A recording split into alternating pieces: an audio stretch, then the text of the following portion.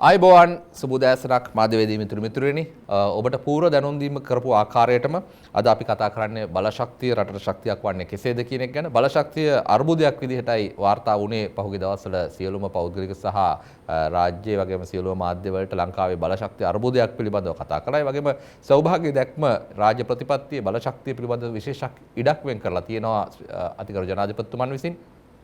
මේ බලශක්තිය සම්බන්ධව දැන් තියෙන තත්ත්වය අතීතය සහ අනාගත පුරෝකථනයන් පිළිබඳව අපි කතා කරන්න බලාපොරොත්තු වෙනවා.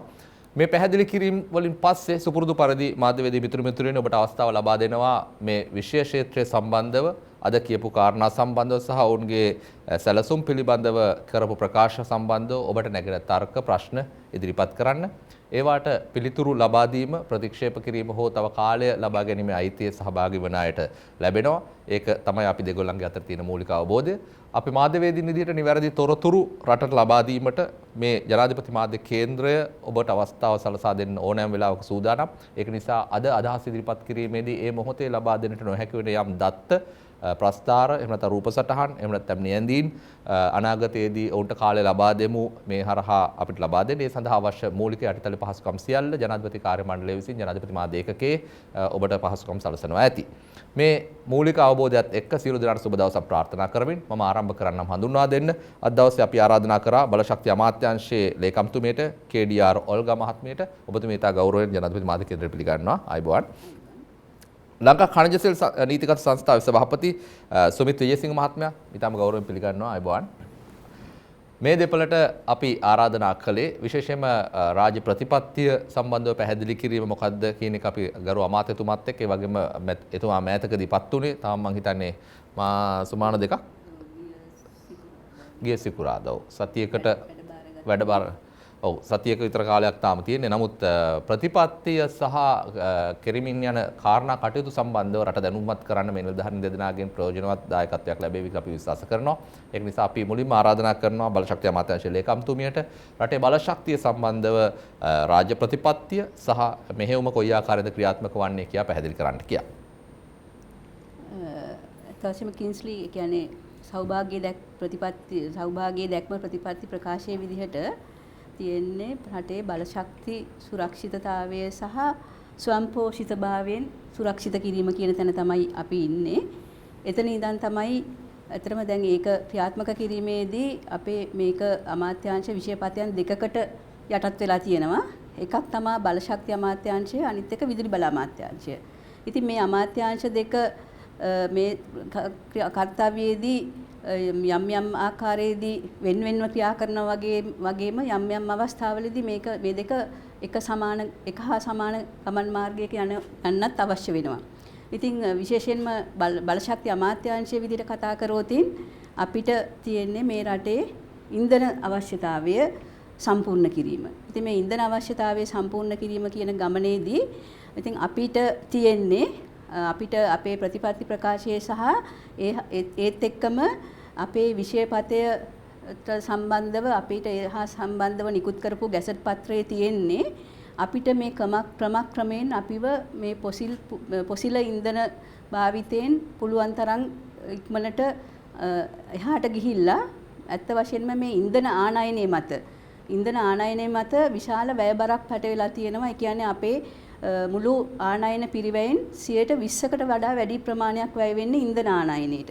ඉතින් මේ ඉන්ධන ආනයන පිරිවැය අවම කරගන්න මට්ටමට ප්‍රතිපත්තිමය උපාය මාර්ගත් එක්ක යන එක තමයි අපිට පැවරිලා තියෙන්නේ.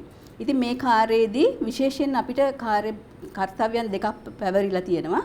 එකක් තමයි විශේෂයෙන්ම පහුගිය අවුරුදු ගණනාවක් මුළුල්ලේ කතිකාවට භාජනය වෙලා වරින් වර උඩ යනවා නැවත යටපත් වෙනවා මේ මන්නාරම් ද්‍රෝණියේ විශේෂයෙන්ම අපේ ගෑස් සහ ඛනිජ සම්පත් තියෙනවා කියන කාරණේ උඩ එනවා ආපහු යටපත් වෙනවා. ඉතින් ඒ ගෑස් සහ ඛනිජ සම්පත් නිදි අපිට ඒක උකහා ගන්න කාරණාව ඉස්සරහට ගෙනියන්න ඕනේ කියන එක අපේ විෂයපතේ විශේෂයෙන්ම සුවිශේෂී කාර්යභාරයක් විදිහට තියෙනවා. ඉතින් ඒක අපේ අමාත්‍යාංශය යටතේ තියෙන එක්තරා කාර්යයක්. ඒත් එක්කම අපිට තිබුණා තව තියෙන විශේෂ කාර්යභාරයක් තමයි අපේ දැනට අපි බලනකොට අපේ පිරිපහද මේ රටේ පිරිපහදු කරන ක්‍රියාවලියක් තියෙනවා. අපිට ලංකා කණ්ඩිත නීතිගත සංස්ථාවට අයිති පිරිපහදුවක් තියෙනවා. මේ පිරිපහදුවෙන් දැනට නිෂ්පාදනය වෙන්නේ මුළු රටේ අවශ්‍යතාවයෙන් 30ක් විතර ප්‍රමාණයක් තමයි. එතකොට මේ 30ක ඉතුරු 70%ම අපිට ආනයන මත රඳා පවතින්න වෙලා තියෙන්නේ. ඇත්තට මේ පිරිපහදු ක්‍රියාවලිය තුලින් යනකොට අපිට යම්කිසි ආකාරයකට මෙහෙයුම් ලාභයක් අපිට තියෙනවා. මේ අපේ රටේ පිරිපහදු ක්‍රියාවලිය කෙරෙනවා නම් බොරතෙල් ආනයනය කරලා රට තුල පිරිපහදු කරනවා නම්. ඉතින් එතකොට අපිට අපේ මේ පිරිපහදු ධාරිතාවය වැඩි කරගන්න එකත් අපේ එක අරමුණක්. මේ බලශක්ති සුරක්ෂිතතාවය මේ රටේ තහවුරු කරනකොට.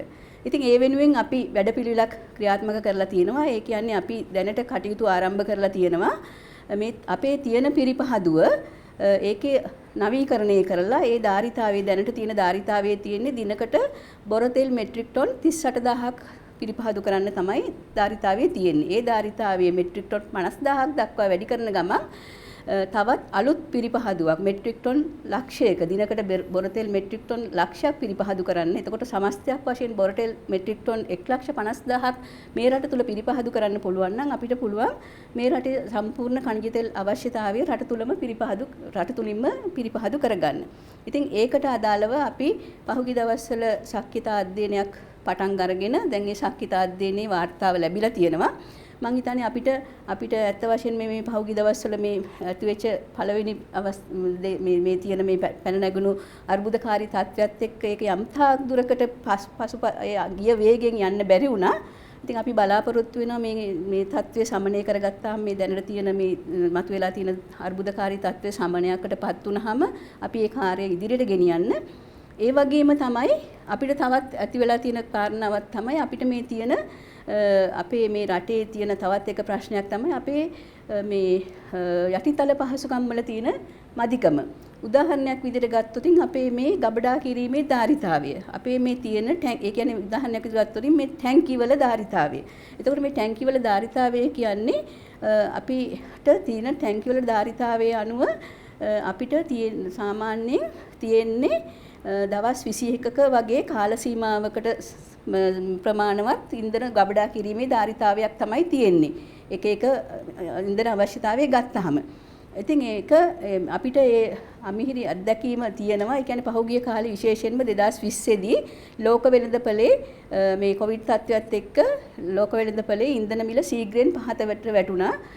කියන්නේ බොරතෙල් බැරල් එක මිල යම්කිසි කාල සීමාවකදී කියන්නේ 2020 මාර්තු මැයි වගේ කාල සීමාවෙදී 40ට 30ට වගේ ගානට අඩු වුණා. ඉතින් ඒ වගේ වෙලාවක අපිට අඩු වෙලාවක ගෙනහල්ලා වැඩි ප්‍රමාණයක් ගබඩා කරගන්න පුළුවන් වුණා නම් අපිට නැවත ඉන්ධන මිල ඉහළ යන වෙලාවක ඒකේ ලාභය ජනතාවට ලබා ගන්න තිබුණා. ඉතින් අපිට මේ ගබඩා කිරීමේ ධාරිතාවයත් එක්ක ඇත්තටම අපිට උනේ මොකක්ද?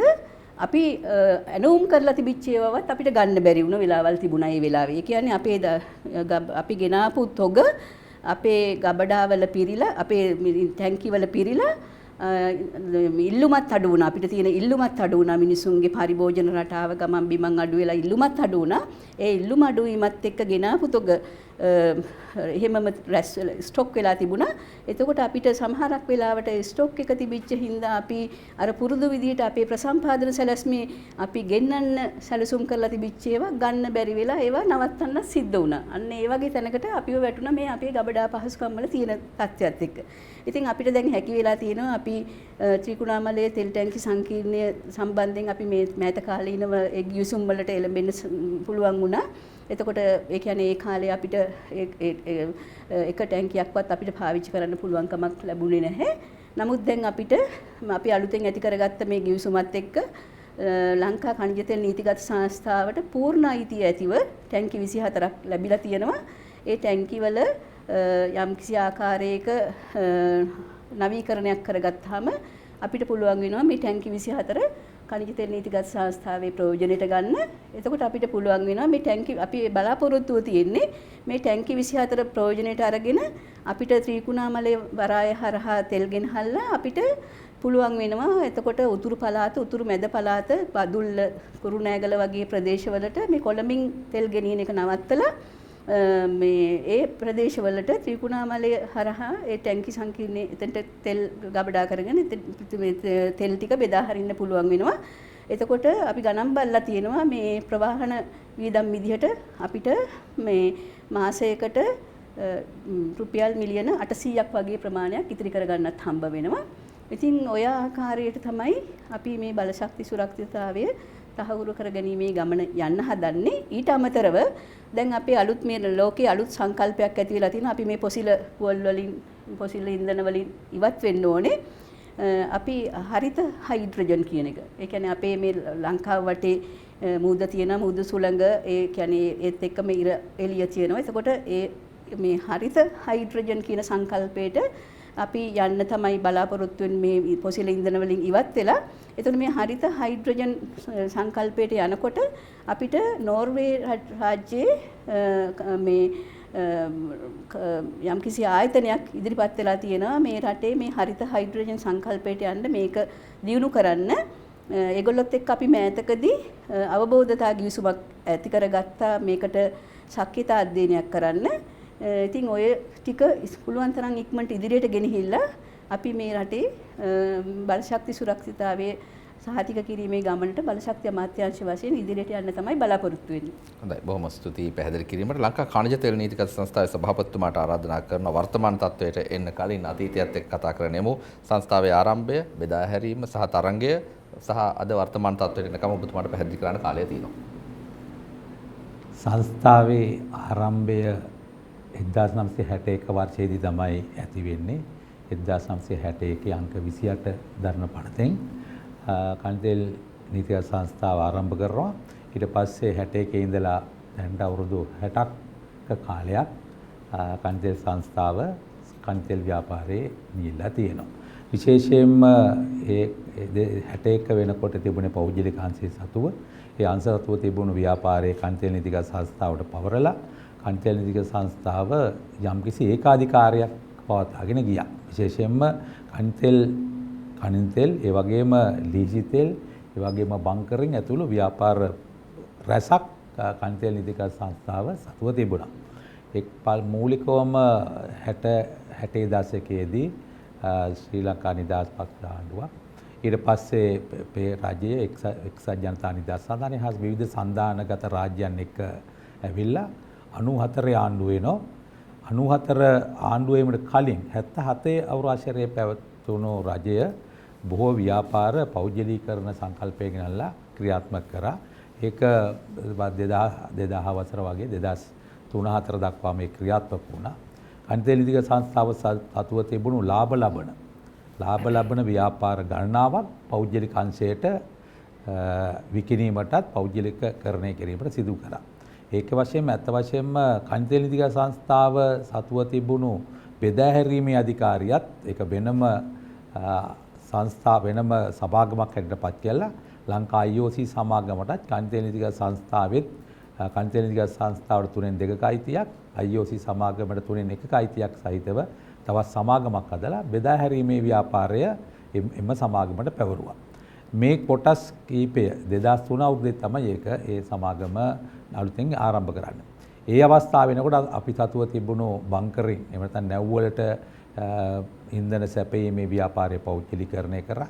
ඊට පස්සේ ඒ ආසන්නයේදීම 2001-2 වසරවලදී අපි සතුව තිබුණු ලිහිසි තෙල් ලුබ්‍රිකන්ට් ව්‍යාපාරය පෞද්ගලීකරණය කරා. මේ ලාභ ලැබපු ආයතන ගණනාවක් අපෙන් ගිලිහිලා ගින් තිබුණා.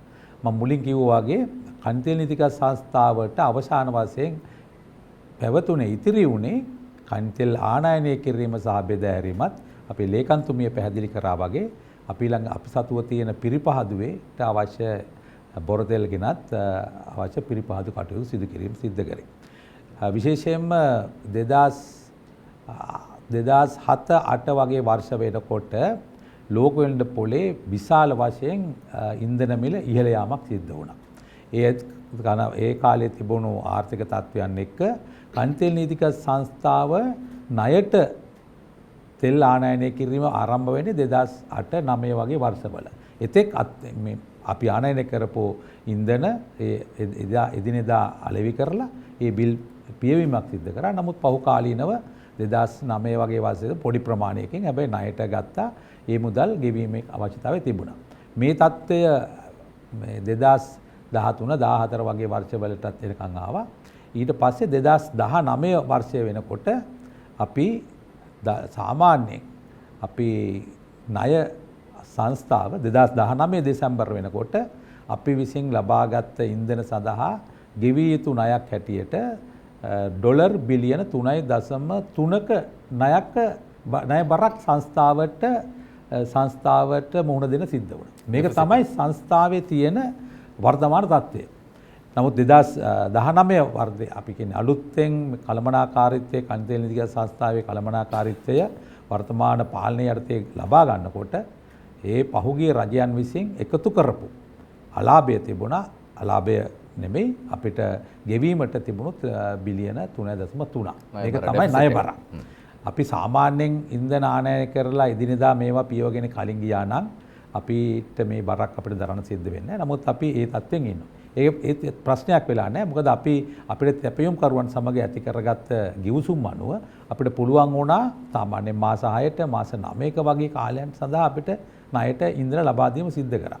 ඒ වගේම බැංකු දෙක ලංකා බැංකුව මහජන බැංකුව සහ මහ බැංකුව එකතු වෙලා ඒ වගේම අපේ මුදල් අමාත්‍යාංශය කන්තේල් වල ශක්තිය අමාත්‍යාංශය මේ ආයතන ඔක්කොම එකතු වෙලා කෙසේ හෝ මේක කළමනාකරණය කරගෙන ඇවිත් තියෙනවා.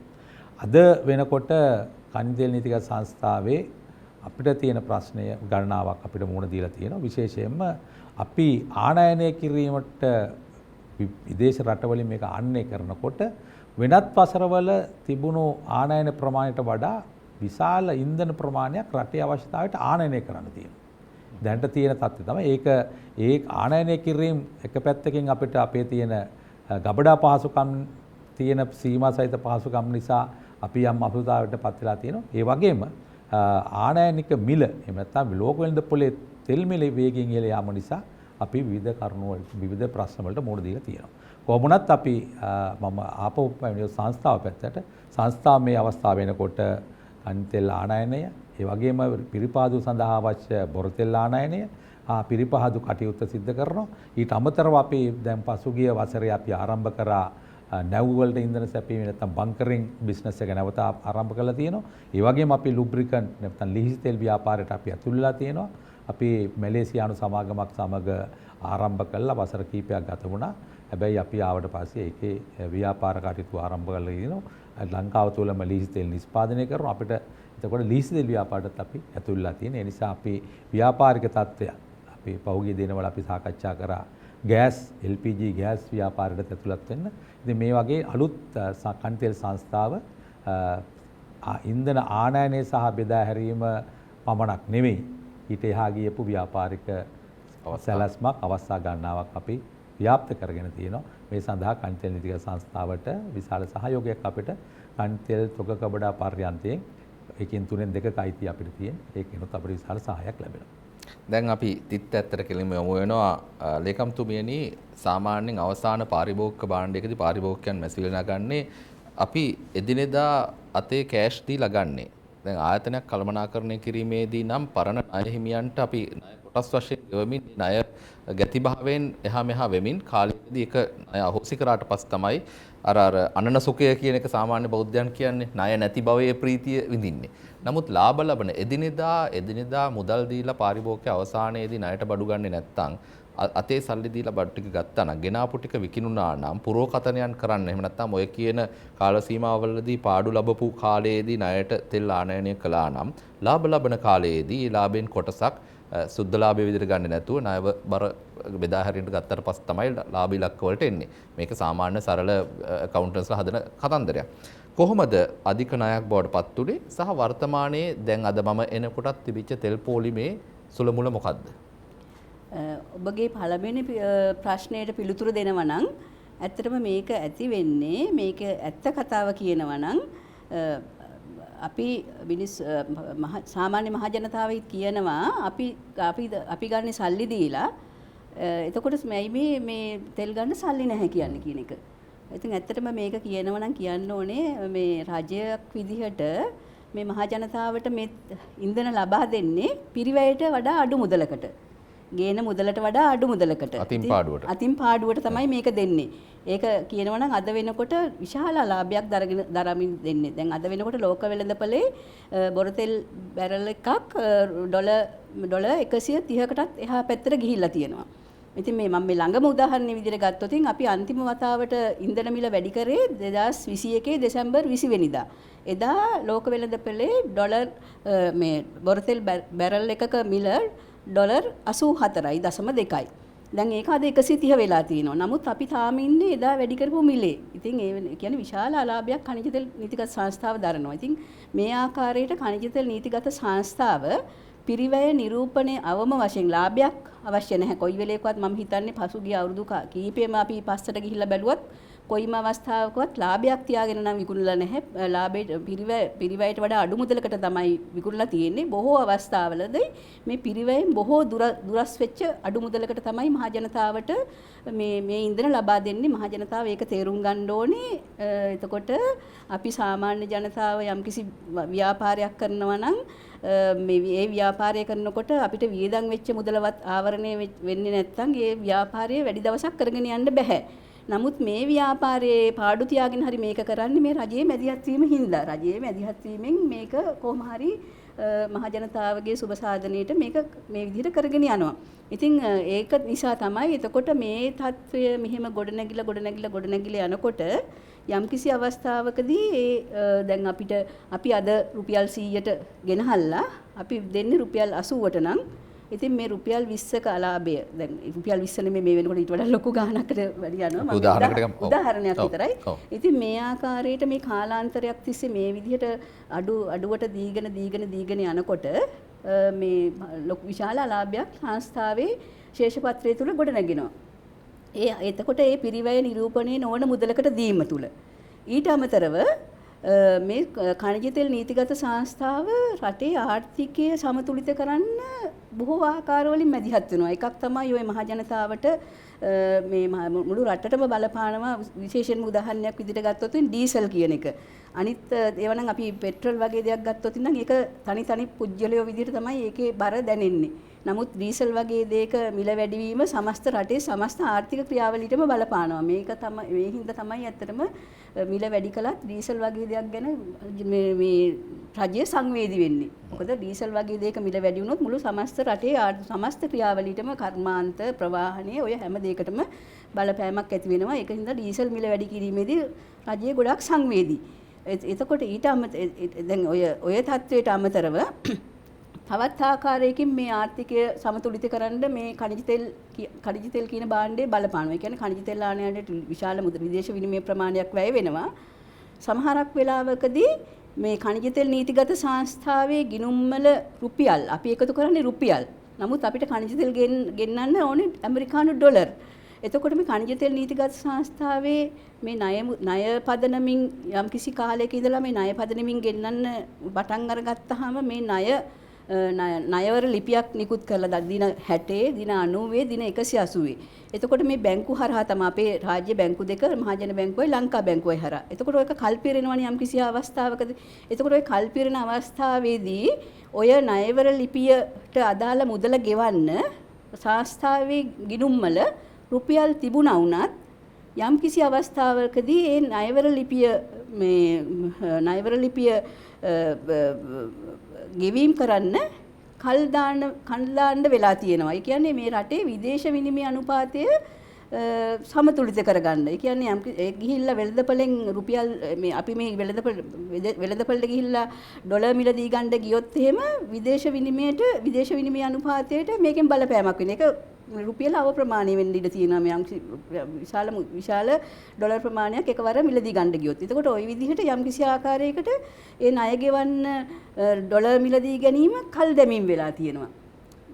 සමා වෙන මම දන්නේ නැති නිසා සාමාන්‍ය පෞද්ගලික ආයතන යම් ෆයිනෑන්ෂියල් ඉයර් එකක් හදද්දී මුදල් වර්ෂයක් හදද්දී අපි පුරෝකථනයක් කරනවා ඔක ෆ්ලක්චුවේට් වෙනවා කියලා. 55 වෙනකොට එකට යම්කිසි බර තැබීමක් කරනවා.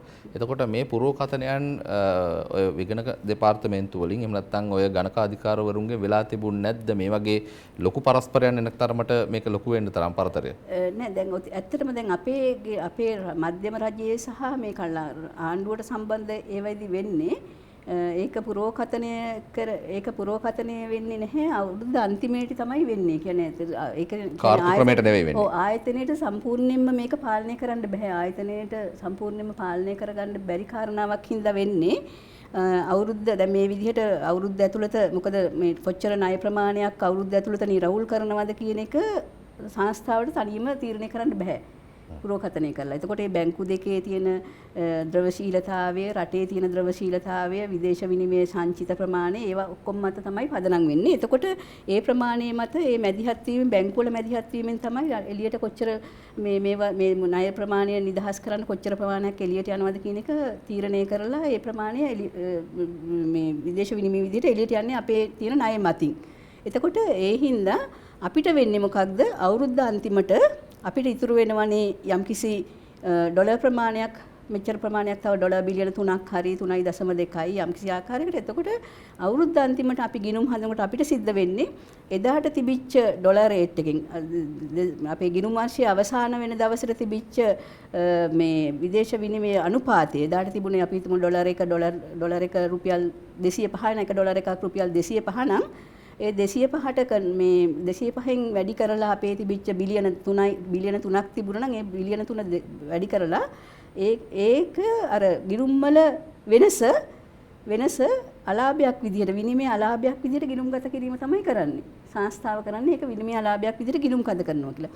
එතකොට මේ සංස්ථාවට මේ විදිහට හැම අවුරුද්දකම සංස්ථාවේ ලාභ ගිණුමට මූල්‍ය කාර්යසාධන පිළිබඳ ප්‍රකාශයට මේ විශාල මුදලක් මං හිතන්නේ 2020 අවුරුද්දේ නම් ඒක ටිකක් අඩු වෙලා තිබුණා ඒ බර 2019 වගේ අවුරුද්දක් ගත්තොත් 2018 අවුරුද්දේදී විනිමය අලාභයේ විදිහට මේ විනිමය අලාභය විදිහට කියන්නේ ඒක කොයි ඒ ප්‍රමාණය කොච්චර අඩු වැඩි වෙනවද කියන එක තීරණය කරන්නේ අවුරුද්ද තුල මේ අවුරුද්ද මුලයි අවුරුද්ද අගයි මේ අපේ විනිමය අනුපාතය කොහොමද වෙනස් වුනේ කියන එක මත තමයි ඒක තීරණය වෙන්නේ. සහ අවුරුද්ද මුල තිබිච්ච ණය ප්‍රමාණය සහ අවුරුද්ද අග තියෙන ණය අවුරුද්ද අගට ගෙනිච්ච ණය විදේශ විනිමය ඩොලර් වලින් තිබිච්ච ණය ප්‍රමාණය කොච්චරද කියන එක. ඉතින් ඒ විදිහට 2018 වර්ෂයේදී මේ විදේශ විනිමය අනුපාතය කොයිතරම් ප්‍රමාණයකින් එහාට උච්චාවචනය වෙලාද තියෙනවද කියනවා නම් මේ විදේශ විනිමය අලාභයේ විදිහට ලංකා ඛනිජ තෙල් නීතිගත සංස්ථාවේ ගිණුම් වලට රුපියල් බිලියන 82ක අලාභයක් වාර්තා කරලා තියෙනවා. ඉතින් ඔය විදිහට තමයි සංස්ථාවේ අලාභය ගොඩ නැගින්නේ. එකක් තමයි පිරිවැය නිරූපණය නොවන මිලකට අලෙවි කිරීමට සිදුවීම. තවත් ආකාරයකින් ඔය විනිමය අලාභය ඊට පස්සේ ඔය ඩොලර් විදිහට ණය පවත්වාගෙන යාම මත බැංකු වලට ගෙවන්න සිද්ධ වෙන බැංකුවකට උනත් නිකන් ණයක් දෙන්න බෑනේ. සංස්ථාවට දුන්නත් ඒකට දෙන්න තියෙන පොලිය විදිහට තමයි සංස්ථාවේ අලාභය ගොඩ නැගින්නේ. අපි එතකොට වර්තමාන තත්ත්වය ගැන ඔව් ඒකත් තවත් කියනවා. එතකොට ඔබතුමා තව වැහුවනේ දැන් මේ වර්තමාන තත්ත්වය ඇත්තටම වර්තමාන තත්ත්වය ගැන කියනවා නම් කින්ස්ලි ඇත්තටම මේ කියන්නේ මේක මේ සංස්ථාව ඩොලර් බිලියන 3.2ක වගේ ප්‍රමාණයක ණය ප්‍රමාණයක් සංස්ථාවේ ශේෂපත්‍රයේ තියෙනවා කියන එක මේ අවුරුද්දක් දෙකක් ඇතුළත තිබිච්ච දෙයක් නෙමෙයි. අපි මම මේ බලශක්ති අමාත්‍යාංශයේ ලේකම් ධූරය බාරගත්තේ 2020 අගෝස්තු මාසේ 17 වෙනිදා. එතකොට අපි මේ 2019 ඛනිජ තෙල් නීතිගත සංස්ථාවේ ශේෂපත්‍රය බැලුවහම ඛනිජ තෙල් නීතිගත සංස්ථාවේ ශේෂපත්‍රයේ තිබුණා ඩොලර් බිලියන 3.1ක ණයක් සටහන් වෙලා තිබුණා. ඉතින් ඒ 3.1ක ණය ප්‍රමාණයක් තිබුණා වුණාට අපි මෙච්චර දැන් මේ කාල සීමාව ඇතුළත මේ 2020 ඇත්තටම මේ පාස්කු ප්‍රහාරයයි මේ කොරෝනා වසංගත තත්ත්වය මේ ඔක්කොමත් එක්ක ආපුවාම අපි කවුරුත් දන්නවා අපේ රටට විදේශ විනිමය ගලායම් සෑහෙන සීමා වුණා. විශේෂයෙන්ම සංචාරක කර්මාන්තයෙන් අවුරුද්දකට ඩොලර් බිලියන 4.2ක් වගේ ප්‍රමාණයක් එනවා. ඒක ඉතින් සම්පූර්ණයෙන්ම වගේ නැවතුණා. එතකොට අපේ විදේශ ශ්‍රමිකයන්ගෙන් එන විදේශ ප්‍රේෂණ අඩු වුණා. ඒ ඔක්කොමත් එක්ක විදේශ විනිමය ගලායම් අඩුවීමත් එක්ක ඒ විදේශ විනිමය ප්‍රශ්නයක් තිබුණා කියන එක අපි කාටත් තේරෙන ප්‍රශ්නයක් නේ. එතකොට මේ කොච්චර මේ ප්‍රශ්න තිබුණා වුණත් මේ අවුරුදු දෙක අරගෙන බැලුවහම අපි අද අරගෙන බැලුවහම එදා 2019 තිබුණ ඩොලර් බිලියන 3.1ක් ගෙවන්න සංස්ථාවේ ශේෂපත්‍රයේ ඇමරිකානු ඩොලර් බිලියන 3.1ක් අද වෙනකොට මේ ප්‍රමාණය වැඩි වෙලා තියෙන්නේ ඩොලර් මිලියන 265කින් විතරයි. ඒ කියන්නේ දැන් 3.3ක් විතර වෙලා තියෙනවා.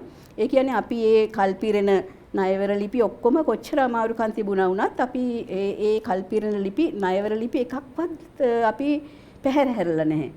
අපි ඒක ගෙවීමක්වත් පැහැර හැරලා නැහැ. ඒ ඔක්කොම කරගෙන තමයි මේ ගමන ගිහිල්ලා තියෙන්නේ. ඔක්කොම කරගෙන යන ගමන් එදා තිබිච්ච 3.0 එදා ඒ පහුගිය කාල සීමාව තුලින් ඉස්සරහට ගෙනාවු 3.2 අපි 265ක් විතරයි මේ කාල සීමාවේ මේ අමාරුකම් මැද්දේ වුණත් වැඩි වෙලා තියෙන්නේ. එතකොට අන්න ඒ තැනට ගෙනහල්ලා ඒ කිසිම බිලක් අපේ තියෙන අපේ ණයවර ලිපියක් එහෙම නැත්නම් කිසිම ගෙවීමක් මේ බැංකු හරහා මේ කිසිම ගෙවීමක් පැහැර හැරීමක් වෙන්නේ නැතුව ගිහිල්ලා තියෙනවා. ඒ අපි ඒ කොයි විදියට වුණත් අපි ඒ කිසිම ගෙවීමක් කිසිම සැපයුම් කරුවෙක්ගේ ණයවර ලිපියක් පැහැර හැරීමක් නැතුව නියම දිනේට අපේ මේ බැංකු පද්ධතිය හරහා ගෙවීම් කරලා තියෙනවා. ඒ කොච්චර ගෙවීම් කරලා තිබුණා වුණත් අපි කවුරුත් දන්නවා පහුගිය දවස්වල අපි මේ ජාත්‍යන්තර ණය ශ්‍රේණිගත කිරීම වල පහළ මට්ටමකට යම්කිසි ආකාරයකට පහළ යාමක් සිද්ධ වුණා. ඉතින් ඒක කොයිතරම් විදිහකින් පැහැදිලි කරලා දුන්නත් අපි මේ පැහැර හැරීම සිද්ධ වෙලා නැහැ කිව්වට ඒක වළක්ව ගන්න බැරි වුණා. ඉතින් ওই තත්ත්වය යටතේ අපිට ආපු අර පහුගිය කාල සීමාවේ අපිට සැපයුම් කරවෝ දීර්ඝ කරන ලද ණය පදනමින් දුන්නා වුණාට ඒ කියන්නේ දින 180ට ආවා දින 270ට ආවා සමහර කාලවලදී අපි දින 360 මේ ණය සීමාවට පවා ලබාගෙන තිනවා. එතකොට මේ දෙසැම්බර් මාසේ වගේ වෙනකොට 2021 දෙසැම්බර් මාසේ වගේ වෙනකොට අපි මේ ලන්සු කැඳෙව්වහම සැපයුම් කරවෝ හිටිය අඩියෙම පටන් ගත්ත කොන්දේසියකට මේ පූර්ව ගෙවීම් කියලා මේ ප්‍රීපේමන්ට් කියන කොන්දේසිය. ඒ කියන්නේ මේගොල්ලෝ කියන්නේ නැවට බඩු පටවන්න නම් ගෙවලා ඉන්න ඕනි කියලා. එතකොට අපි ලොකු අමාරුවක වැටුණා. එතකොට දැන් මේ රටේ ඉන්ධන සුරක්ෂිතතාවය තහවුරු කරන්නත් ඕනේ. දැන් වෙන කවුරුවත් එන්නෙත් නැහැ. එන්නෙත් දෙන්නයි තුන් දෙනයි. ඒ අය මේ 아무තු කොන්දේසියක් දැම්මා. මේක නැවට පූර්ව ගෙවීම් කොන්දේසිය කියන කොන්දේසිය. ඉතින් එතකොට ඒක අපි එතකොට අමාත්‍ය මණ්ඩලයටත් දැනුවත් කිරීමක් කළා. දැන් මේ වගේ ලන්සු කොන්දේසි වලින් පිටස්තරව තමයි මේ අය ඉල්ලන්නේ. ඒ අතර යම් ආකාරවල තව දීර්ඝකාලීන පදනමින් අපිට ලන්සු දෙකීපයක සුරක්ෂිත කරගන්න පුළුවන් වුණා. නමුත් මේ අඛණ්ඩව අපිට මේ ඉන්ධන සැපයුම තහවුරු කරන්න සුරක්ෂිත කරන්න වෙච්ච ලන්සු කීපයකට මේ ආකාරයට පූර්ව ගෙවීම් කොන්දේසිය ආවා. මේ පූර්ව ගෙවීම් කොන්දේසිය ආවම මේ බැංකු පද්ධතියට මේක මේ යම්කිසි ආකාරයක අපහසුතාවයක ඉන්නකොට මේක දැඩි පීඩනයක් වුණා. උදාහරණයක් විදිහට දැන් අපි ණයවර ලිපි පදනමින් ආපුවාම ඒවා කල්පිරෙනකොට දැන් ශ්‍රී ලංකා මහා බැංකුව ගණනය කරලා තිබුණා නම් මේ රටෙන් එළියට යන්න තියෙන ජනවාරි මාසේ ඩොලර් මිලියන 500යි කියලා අපේ මේ කණිජ තෙල් ආනයන වෙනුවෙන් ඩොලර් මිලියන 400යි කියලා ගණනය කරලා එහෙම සැලසුමක් ඇති වුණේ වැඩ කරන්නේ 400යි කියලා හිටියානම් දැන් මේ පූර්ව ගෙවීම ආපුවා මේක එවෙලෙම ගෙවන්න ඕනේනේ. එතකොට මේක 400 එකපාරටම හිතපු නැති විදිහට 600ක් වෙනවා. මේක ජනවාරි මාසේ කණිජ තෙල් ආනයන වෙනුවෙන් රටෙන් එළියට යන මුදල් ප්‍රමාණය 400 600ක් බවට පත් වෙනවා. ඉතින් මේක එකපාරටම දැඩි පීඩනයක් වුණා බැංකු පද්ධතියට. ඉතින් මේක වළක්ව ගන්නත් බෑ. රටේ මිනිස්සුන්ට මේ තෙල් ටික දෙන්නත් ඕනේ. ඉතින් කොහොම හරි අමාරුවෙන් වුණත් දැන් මේක කරගෙන යනකොට මේක ඊටාම දැඩි අපහසු තැනකට ආවා. ඉතින් මෙහෙම යනකොට ඒ අතරේ ලෝක වෙළඳපොලේ මිල නොහිතූ විදිහට ලෝක වෙළඳපොලේ මිල ගණන් ඉන්ධන මිල ගණන් ඉහළට ගියා. ඉතින් කොහොමද ලෝක වෙළඳපොලේ මිල ගණන් ඉහළ යනකොට මහ ජනතාව අතර කතිකාවක් ඇති වුණා. දැන් මේ ඉන්ධන මිල ඉහළ යනකොට මේ අපේ රටෙත් මේ ඉන්ධන මිල ගණන් ඉහළයයි කියන මතයක් ආවා. එතකොට ඉතින් මේක මෙච්චර ඉන්ධන මිල ඉහළ යන්න කොයි වෙලේ ඉන්ධන මිල වැඩි වෙයිද අද රෑ වැඩි වෙයිද හෙට රෑ වැඩි වෙයිද කියලා එහෙම මතයක් මේ එහෙම කතිකාවක් ජනතාව අතර ඇති වුණාම මහ ජනතාව හදිස්සි වුණා මේ වැඩිපුර ඉන්ධන මිල දී ගන්න. ඒ කියන්නේ පැනික් බයින් එකක් ඇති වුණා. ඉතින් ඒ කතා බහත් එක්ක මේ කොයි වෙලේ හරි ඉන්ධන මිල වැඩි වෙයි කියන බලාපොරොත්තුෙන් මිනිස්සුන් අතර පැනික් බයින් එකක් ආවා. එතකොට වැඩිපුර ඉන්ධන රැස් කරන්න පටන් ගත්තා. ඒ අතරේ අපේ තිබෙන අපේ පර්යන්තවල තියෙන අපිට දැන් මේ අපි මේක මම මේ ඇත්ත කියන්න ඕනේ මොකද සත්‍ය තත්ත්‍ය කියන්න ඕනේ. එතකොට මේ අර අපේ අර නැවුතොග ලැබීම මේ ආකාරයකට යම්කිසි ආකාරයක පුංචි සීමාවක් වීම පොඩි ප්‍රමාද වීම දෙක තුනකුත් තුනා මොකද මේ ප්‍රමාද වීම දෙක තුනකුත් වුණා. අපේ නැවතොග මුදා ගැනීම දවසක් දෙකක් පරක් වීම ඒ වගේ දේවලුත් ඔය අතරේ පුංචි ප්‍රමාද වීමක් වුණා. මොකද ඒක නිසා මේ අපිට සිද්ධ වුණා මේ අපේ තියෙන බෆර් ස්ටොක් එක කියන්නේ අපේ සංචිත අපි යම්කිසි ආකාරයකට ඊළඟ නැව එනකන් අපි යම්කිසි ආරක්ෂිත තොගය ආරක්ෂිත තොගයක් පවත්වා ගන්න ඕනේ දිර අඩුම ගානේ අපි සතියකවත් ආරක්ෂිත තොගයක් තියා ගන්න ඕනේ. එතකොට ඒ ආරක්ෂිත ඊළඟ නැව එනකන් ඊළඟ නැවට ගෙවලා අපි ඒ නැව බා ගන්නකන් ආරක්ෂිත තොගයක් තියා ගන්න ඕනේ හින්දා අපි අපේ පර්යන්ත වලින් අපි යම්කිසි ආකාරයක දවස් දෙක තුනක පුංචි සීමා කිරීමක් ඇතුව තමයි නිකුත් කරේ. එතකොට කියන්නේ වෙනදට 7000ක් නිකුත් කරා නම් අපි 4000කට ගියා. ඉතින් අර මේ ජනතාව එකපාරටම අර මේ වැඩිපුර ගණන් කොයි වෙලේ ගණන් වැඩි වෙයිද දන්නේ නැහැ කියන තැන ඉඳලා වැඩිපුර මේ මිලදී ගන්න පෙළඹෙච්ච පැනික් බයින් එකයි. ඒ අතරේ අපිනුත් පොඩ්ඩක් අපි නිකුත් කිරීමුනුත් අඩු වෙනවා. ඉතින් 7000ක් යන තැනට 5000ක් ගියාම පොඩි අඩුවක් තියෙනවනේ. ඒ දවස් කීපයයි හැබැයි දවස් 3-4 ඊළඟ නැවෙනකොට ඊළඟ නැව ආපු ගමන් අපි හරි ගියා. නමුත් අර මහ ජනතාව අර ඇති කරගත්ත එක දැන් මේ ඇති කරගත්ත පුරුද්ද නැති කරගත්තේ නැහැ ජනතාව. ජනතාව දැන් අපි තෙල් ඊළඟ නැව ආවා වුණත් මේ අය අර ඒ පුරුද්ද නැති කරගන්න නැතුව ඒ පුරුද්ද දිගටම අරගෙන ගියා මේ සුමානයක් විතර. ඉතින් ඔන්න ඔය තත්ත්වයටතේ මේ ඉන්ධන පෝලිම්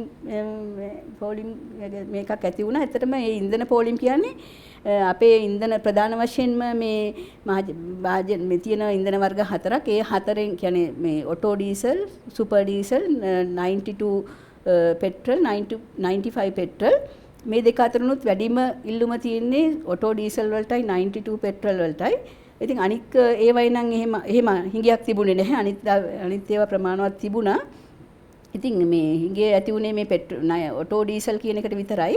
ඉතින් අනිත් ඒවා හිඟයක් තිබුණේ නැහැ කියන එක කියන්න ඕනේ. අදටත් නැහැ. දැන් නමුත් දැන් අපි ඊට පස්සේ ඔය හිඟියත් එක්කම අපිට ඩීසල් නැවතොග දෙකක් ආවා. ඒ නැවතොග දෙකේ මෙට්‍රික් ටොන් 60000ක ප්‍රමාණයක් ගෙනහල්ලා අපි දැන් ඒ නැවතොග දෙකම බාලා නැව් දෙකත් ආපහු හැරිලා ගිහිල්ලා තියෙනවා. ඊළඟට දැන් අපිට තවත් ඩීසල් නැවතොගයක් ඇවිල්ලා දැන් අපි අද ඒක අපිට ගොඩ බාන්න පුළුවන් වෙයි. ඉතින් දැන් මේ ආපු ඩීසල් නැවතොග දෙක අපි කඩිනම් ක්‍රියාවලියක් තුල බෙදා හැරියා ප්‍රමුඛතා පදනමකින් මේ හැමතැනටම යන විදිහට මම හිතන්නේ දැන් මේ වෙනකොට ඒ තිබිච්ච විශාල තදබදය අඩු වෙලා තියෙනවා. දැන් අද අපිට ගොඩ බාන්න පුළුවන් වෙනවා මෙට්‍රික් ටොන් 38300ක නැවක් ඇවිල්ලා තියෙනවා. ඒක අද ගොඩ බානවා. ඊට අමතරව අපිට තව හෙට තව නැවක් එන්න තියෙනවා. ඒකේ තියෙන්නේ ඒක එන්නේ මේ ඒක කම්බිනේෂන් එකක් විදිහට එන්නේ. ඒකේ තියෙනවා ඒකේ ඔටෝ ඩීසල් මෙට්‍රික් ටොන් 20000ක් තව තියෙනවා. ඒකේ අනිත් මෙට්‍රික් ටොන් 20000ක් ගුවන් යානා ඉන්ධන තෙල්.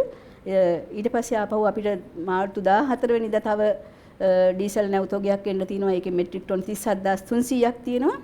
ඊට පස්සේ අපිට ඉන්දියානු නයෝජනා ක්‍රමයේ යටතේ අපිට දැන් අපි ඒකේ මේ ටෙන්ඩර් ප්‍රදානය කරලා තියෙන්නේ. ඒකේ පළවෙනි නැවතොගේ විදිහට අපිට ගුවන් යානා ඉන්ධන නැවතොගයක් තමයි හම්බෙන්නේ. ඒක 15 ඩීසල් විදිහට ගත්තොත් ඩීසල් නැවතොගයක් අපිට තව ඒ පළවෙනි ඉන්දියානු නයෝජනා ක්‍රමයේ යටතේ පළවෙනි ඩීසල් නැවතොගය ලැබෙන්න නියමිතයි මාර්තු 22.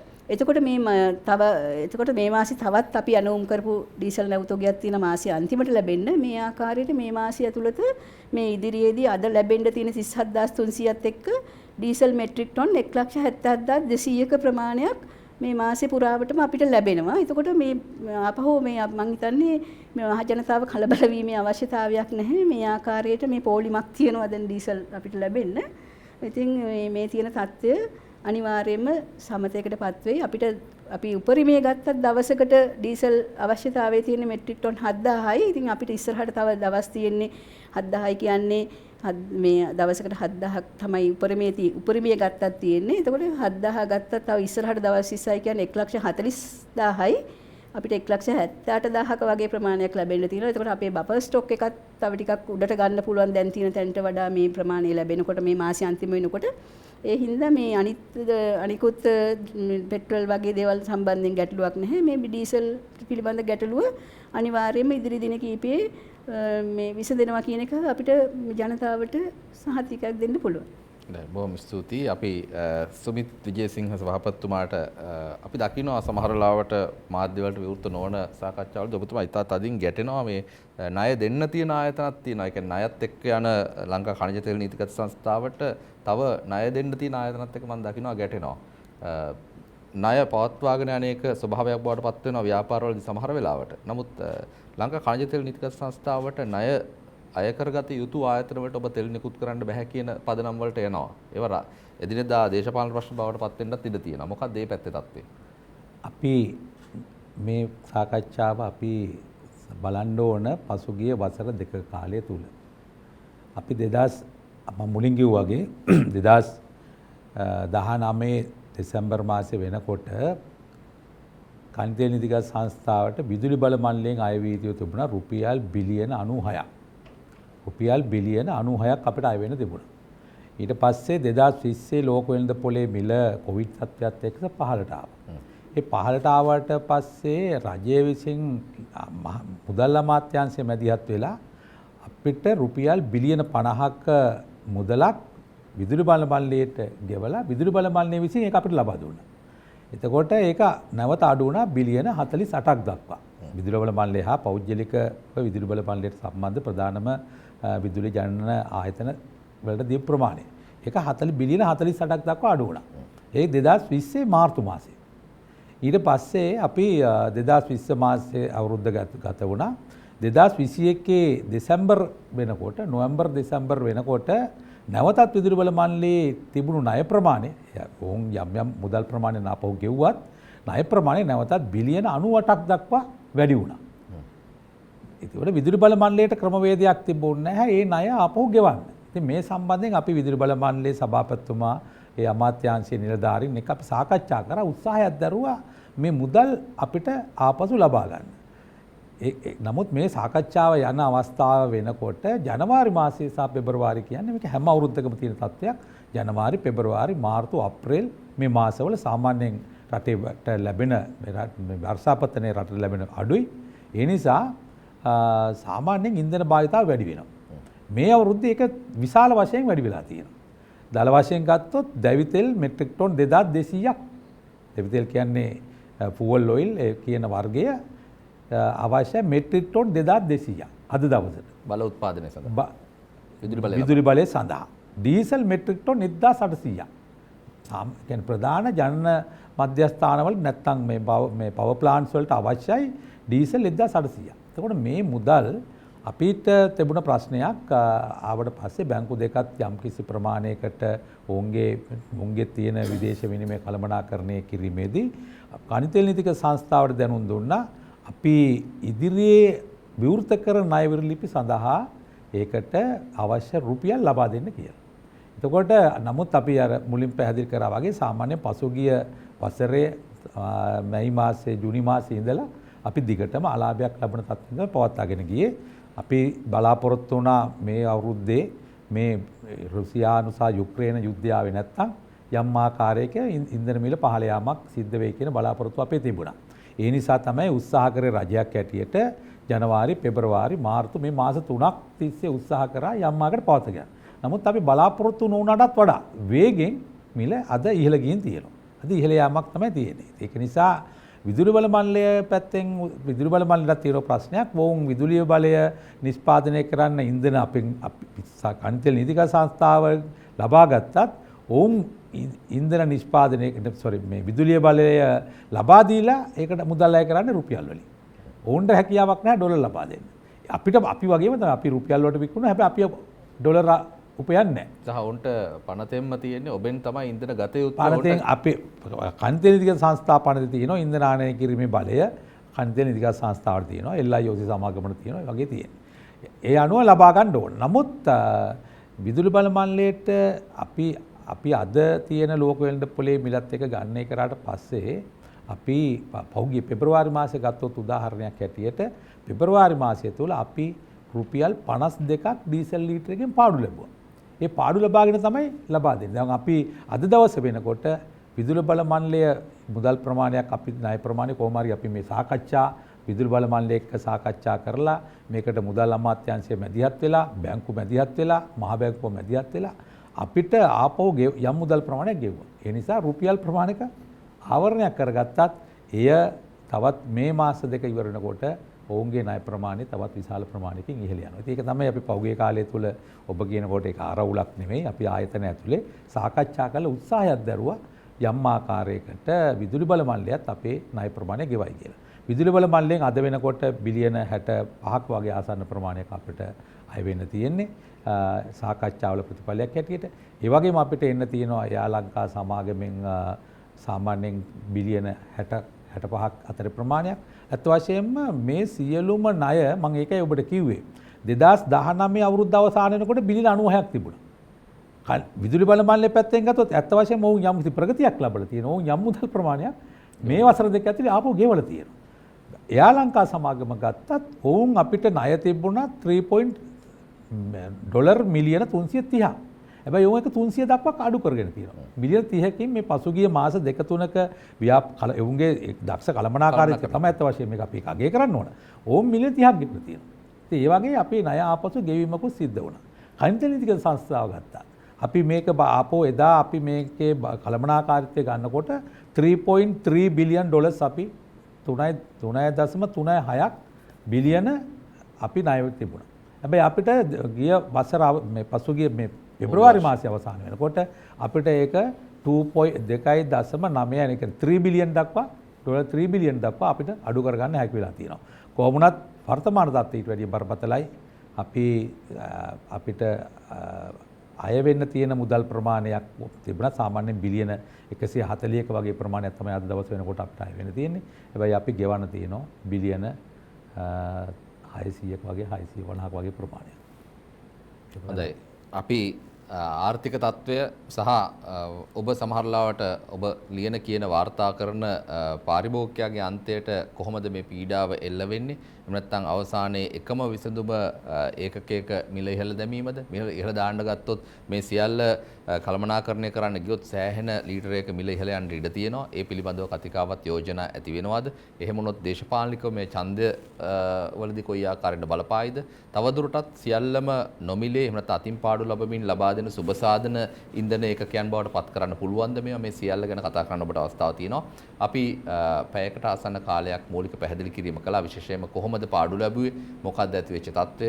ඒ වගේම දැන් ලේකම්තුමගෙන් පැහැදිලි වුණා දැන් නැතිවලා තියෙන ඩීසල් පෝලිම නිමාවට පත් කරන්න තව දින කිහිපයක් ඇතුළත එතුමියන්ගේ මේ වෑයම පළ දරනවා කියන එක එතුමිය සහතික වුණා.